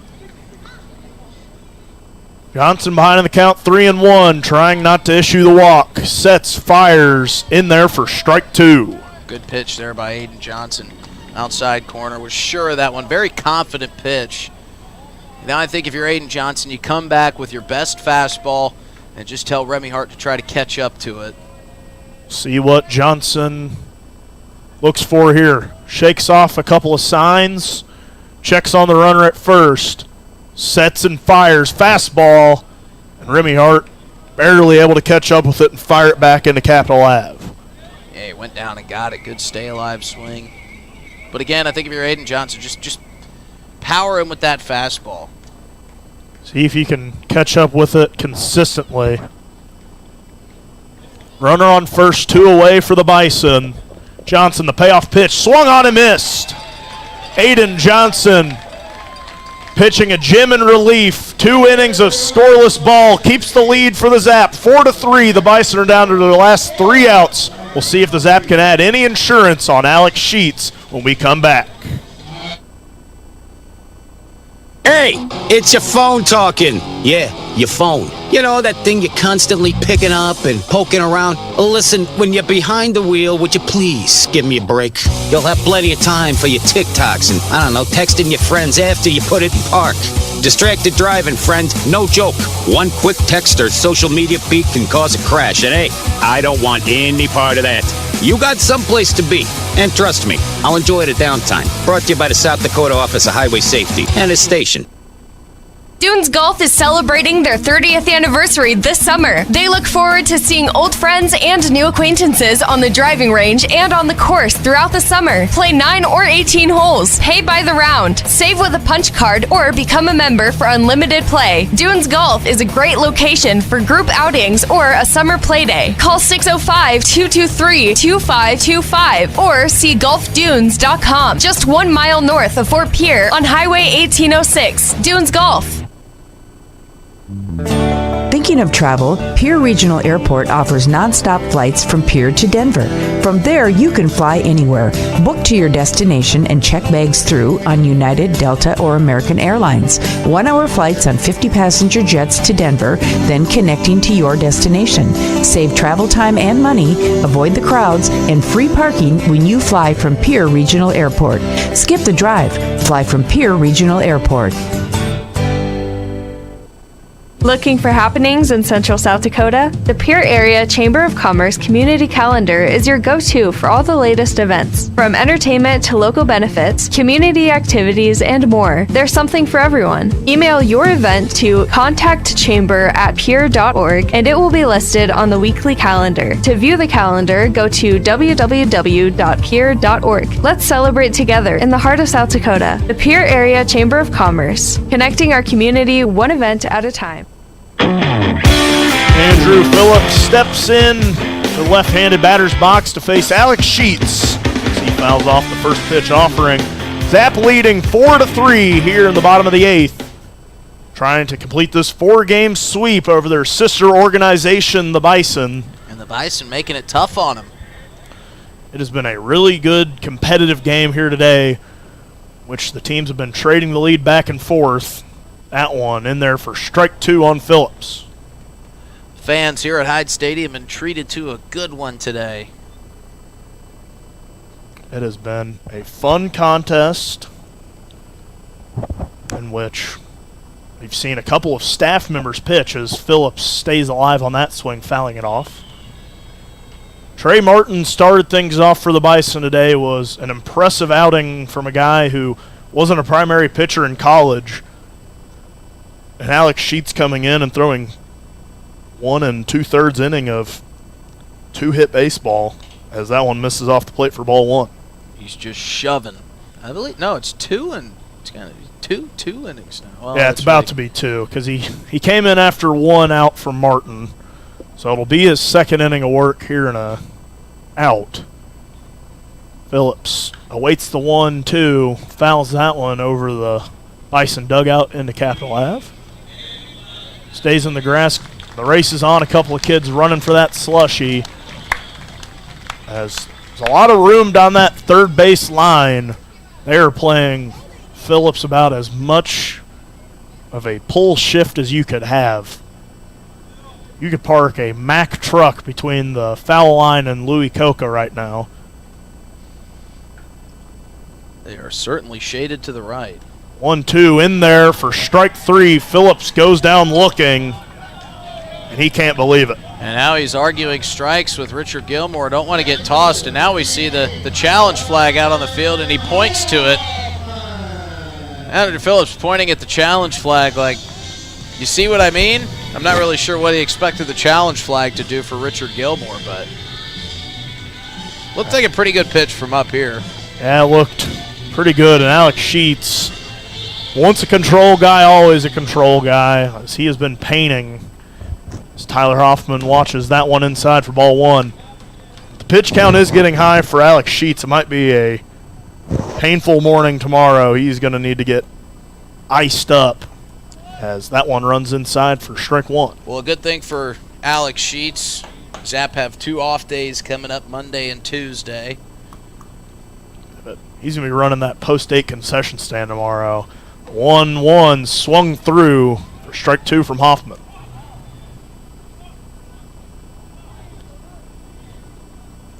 So Tyler Hoffman trying not to go down for the second out of the inning. Zap hold a 1-run lead, trying to put some insurance on the board. Sheets the 1-2 offering, put into play. Lindsay settling under it and making the catch for the second out of the inning. All right, Jared, it's time for you to break through this Alex Sheets dominant performance. See it, Jared. He just missed a home run earlier in the ball game. See if he can get one here and add some much-needed help before the top of the 9th inning. I think the Zap will feel much more comfortable with their closer coming on with a 2-run lead. Pugrad swings and sharply lines that one foul down the third base side. Yeah, he was ready for that pitch. It's just a bit early on it. And the Zap have kind of been like that during these 2 2/3 innings versus Sheets, as they've been early on everything. And when you're not dealing with a lot of velocity, it does mess with your timing, as Pugrad times that one up, slices that one into left field. That's going to be a 2-out double for Pugrad. He's chugging in, will get in there standing. Nice piece of hitting from Jared Pugrad. Man, that's got to feel good for Jared. We've said it all game long, but he is just seeing the ball so well. The only problem is there's been defenders on the other side of each one of his swings. This time, just rifled one into that left field corner. And he did his part. Let's see if Emiliano Curiel can bring him home with a base hit and add that insurance the Zap are dying to have here. And Pugrad putting a charge into that one. Curiel skies that one towards the third base. 3 Bison converging on it. Field calls them all off and makes the play. So the Zap can't get any insurance. It'll have to do a head to the 9th with a 4-3 lead. We'll be right back as we see the closer trot onto the mound. Hey, it's your phone talking. Yeah, your phone. You know, that thing you're constantly picking up and poking around. Listen, when you're behind the wheel, would you please give me a break? You'll have plenty of time for your TikToks and, I don't know, texting your friends after you put it in park. Distracted driving, friend. No joke. One quick text or social media peek can cause a crash. And hey, I don't want any part of that. You got someplace to be. And trust me, I'll enjoy the downtime. Brought to you by the South Dakota Office of Highway Safety and its station. Dunes Golf is celebrating their 30th anniversary this summer. They look forward to seeing old friends and new acquaintances on the driving range and on the course throughout the summer. Play 9 or 18 holes. Pay by the round. Save with a punch card or become a member for unlimited play. Dunes Golf is a great location for group outings or a summer play day. Call 605-223-2525 or see golfdunes.com. Just 1 mile north of Fort Pierre on Highway 1806. Dunes Golf. Thinking Speaking of travel, Pierre Regional Airport offers nonstop flights from Pierre to Denver. From there, you can fly anywhere. Book to your destination and check bags through on United, Delta, or American Airlines. 1-hour flights on 50-passenger jets to Denver, then connecting to your destination. Save travel time and money, avoid the crowds, and free parking when you fly from Pierre Regional Airport. Skip the drive. Fly from Pierre Regional Airport. Looking for happenings in Central South Dakota? The Pierre Area Chamber of Commerce Community Calendar is your go-to for all the latest events. From entertainment to local benefits, community activities, and more, there's something for everyone. Email your event to contactchamber@pierre.org and it will be listed on the weekly calendar. To view the calendar, go to www.pierre.org. Back here in the top of the 9th inning is Aiden Johnson back out on the mound, delivers a good first pitch strike as the Zap are 3 outs away from the 4-game sweep over the Bison Baseball Club. That one missed in the dirt for ball 1. It's going to be up to Talon Field as the 1-1 misses low for ball 2. Sutton, Sun and Shine, and then Rhett Rogers. Here are the 8-9-1 hitters for the Bison.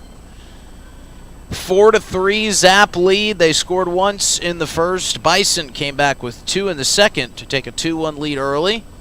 Big swing and a miss at strike 2 for Talon Field. Zap regained the lead in the bottom of the 4th with 2 runs, making it 3-2. Bison tied it back up at 3 apiece. Here's the 2-2. Swung on and missed from Johnson.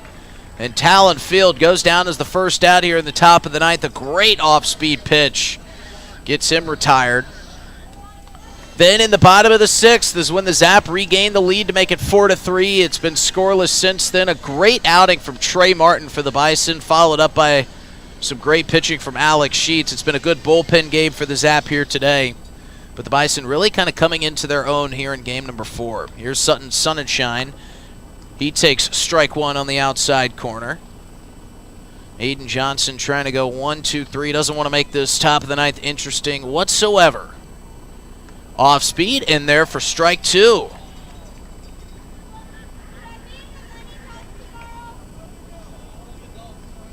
So here comes Aiden Johnson with the 0-2 pitch. 1 out, nobody on. Zap ahead by 1. And that one's ripped. And that's going to get through. Tip your cap, Sutton, Sun and Shine. What a great piece of hitting as he rifles it past Tyler Hoffman at second base. It's a great piece of hitting there. Yeah, it was. On a 2-strike count, 0-2. That's the last situation you want to be in as a hitter. And Sutton, Sun and Shine delivering for his host team for the day. That'll bring up the top of the lineup in Rhett Rogers. So Aiden Johnson was just cruising right along till Sutton, Sun and Shine, who plays for Post 8, and is a Pierre native, getting his chance to play here today. First pitch is swung on and missed by Rogers. So a good start to this at bat for Johnson.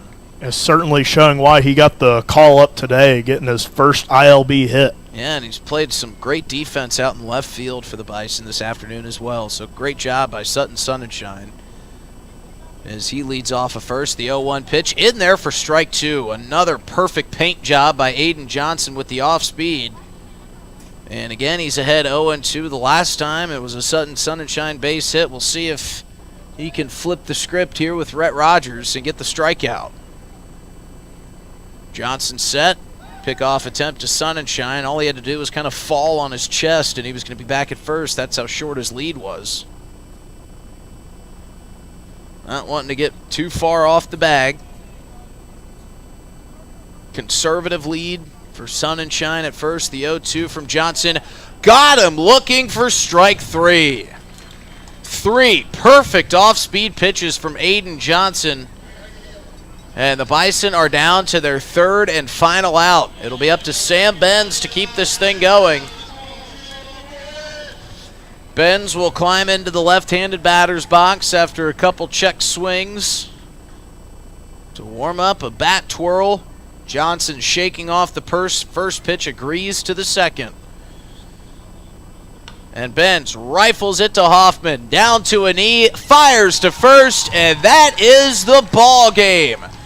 So it was a lot closer than I think a lot of folks expected, but the Zap complete the 4-game sweep. They crawl 1 game closer to that final playoff position. They win it 4-3 and head into the 2 off days with a big shift in momentum in this season. We'll recap all of it for you in the post-game show. Zap are victorious. We'll be back after this short break. Zap win 4-3.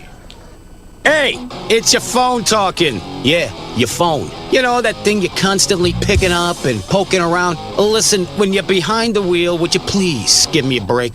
You'll have plenty of time for your TikToks and, I don't know, texting your friends after you put it in park. Distracted driving, friend. No joke. One quick text or social media feed can cause a crash. And hey, I don't want any part of that. You got someplace to be. And trust me, I'll enjoy the downtime. Brought to you by the South Dakota Office of Highway Safety and its station. Dunes Golf is celebrating their 30th anniversary this summer. They look forward to seeing old friends and new acquaintances on the driving range and on the course throughout the summer. Play 9 or 18 holes, pay by the round, save with a punch card, or become a member for unlimited play. Dunes Golf is a great location for group outings or a summer play day. Call 605-223-2525 or see golfdunes.com. Just 1 mile north of Fort Pierre on Highway 1806. Dunes Golf. Thinking of travel? Pierre Regional Airport offers nonstop flights from Pierre to Denver. From there, you can fly anywhere. Book to your destination and check bags through on United, Delta, or American Airlines. 1-hour flights on 50-passenger jets to Denver, then connecting to your destination. Save travel time and money, avoid the crowds, and free parking when you fly from Pierre Regional Airport. Skip the drive. Fly from Pierre Regional Airport.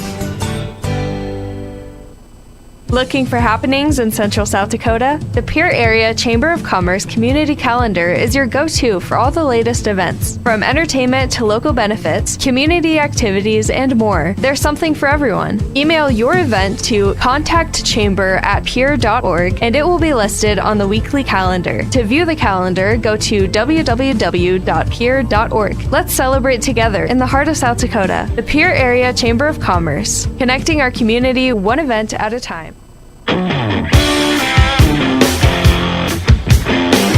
What a way to finish the series for the Oahe Zap. They get the 4-game sweep of the Bison Baseball Club. They win it today 4-3. Justin Cowart, Dylan Beach back with you for the post-game show here in the studio. As the Zap scored 1 in the first, they were answered by 2 in the top of the second by the Bison. Bison got their first lead of the series, first lead of the season. But it was short-lived. In the bottom of the 4th, the Zap scored 2 more runs. Bison would tie it up at 3 apiece in the top of the 5th. But the winning run came in the bottom of the 6th for the Zap as they would go on to win 4-3. They have now set their all-time winningest record in Oahe Zap history with this win, and there's still 15 games left in the season. And as we just looked at the ILB scoreboard, the Spearfish Sasquatch beat the Casper Spuds in the pickup of their most recent game, which for at this moment puts the Oahe Zap in first place in the ILB as they try to push for that second and final playoff position. And that is some pretty big news, so a lot to be proud of if you're an Oahe Zap baseball player, a baseball fan, if you're a Zap fan, your team is in first place. And we saw our first handshake line after the game as the Bison and the Zap will part ways for now. The upcoming schedule is as follows. Zap will be off tomorrow and on Tuesday before welcoming in the Hastings Sodbusters for 3 games in 2 days. Game 1 will be on Wednesday night at 6:05 and then a doubleheader on Thursday afternoon. Game 1 will get underway at 1 p.m. We'll have all the coverage for you. But pretty big day here for the Oahe Zap as they have now thrust themselves into first place, get the close win in a close game, something that they may have needed to get a little experience and really stay focused and trained in on this game before these 2 massive series with Hastings and Casper coming to town. Yeah, great day to be a Zap, and it wasn't probably as big of a win as you would have liked to have had, but you took care of business, you get the win. You break your win record. You're in first place now for the second half. So all around, just about as good of a day as you could ask for. And it all looks the same in the win column for the Zap. Again, they win today 4-3. They win all 4 games against the Bison and head into the off day happy. So the Zap will be off, as I mentioned, Monday and Tuesday, and we will be back Wednesday night against the Hastings Sodbusters. It'll be a 6:05 first pitch. We'll have the coverage for you at 5:55. Big thanks to all of our sponsors who made broadcasting Zap Baseball here tonight possible. From the Pierre Area Chamber of Commerce, from Pierre Regional Airport, and from Venture Communications for delivering our first inning fiber fact. Well, for Eli Lewis, our producer-director extraordinaire, for Dylan Beach, my partner in crime, I'm Justin Cowart. Thanking you for listening to today's broadcast of Oahe Zap Baseball. Zapper winners 4-3. We'll be back on Wednesday night against the Hastings Sodbusters. I'm Justin Cowart saying so long, good night. Have a wonderful rest of your weekend. Have a good 2 days off. We'll see you Wednesday night, everybody. This broadcast of Oahe Zap Baseball was brought to you by DRG Media Group and its sponsors. The next home Zap game will be broadcast right here on River 92.7 and DRGnews.com. Thanks for tuning in.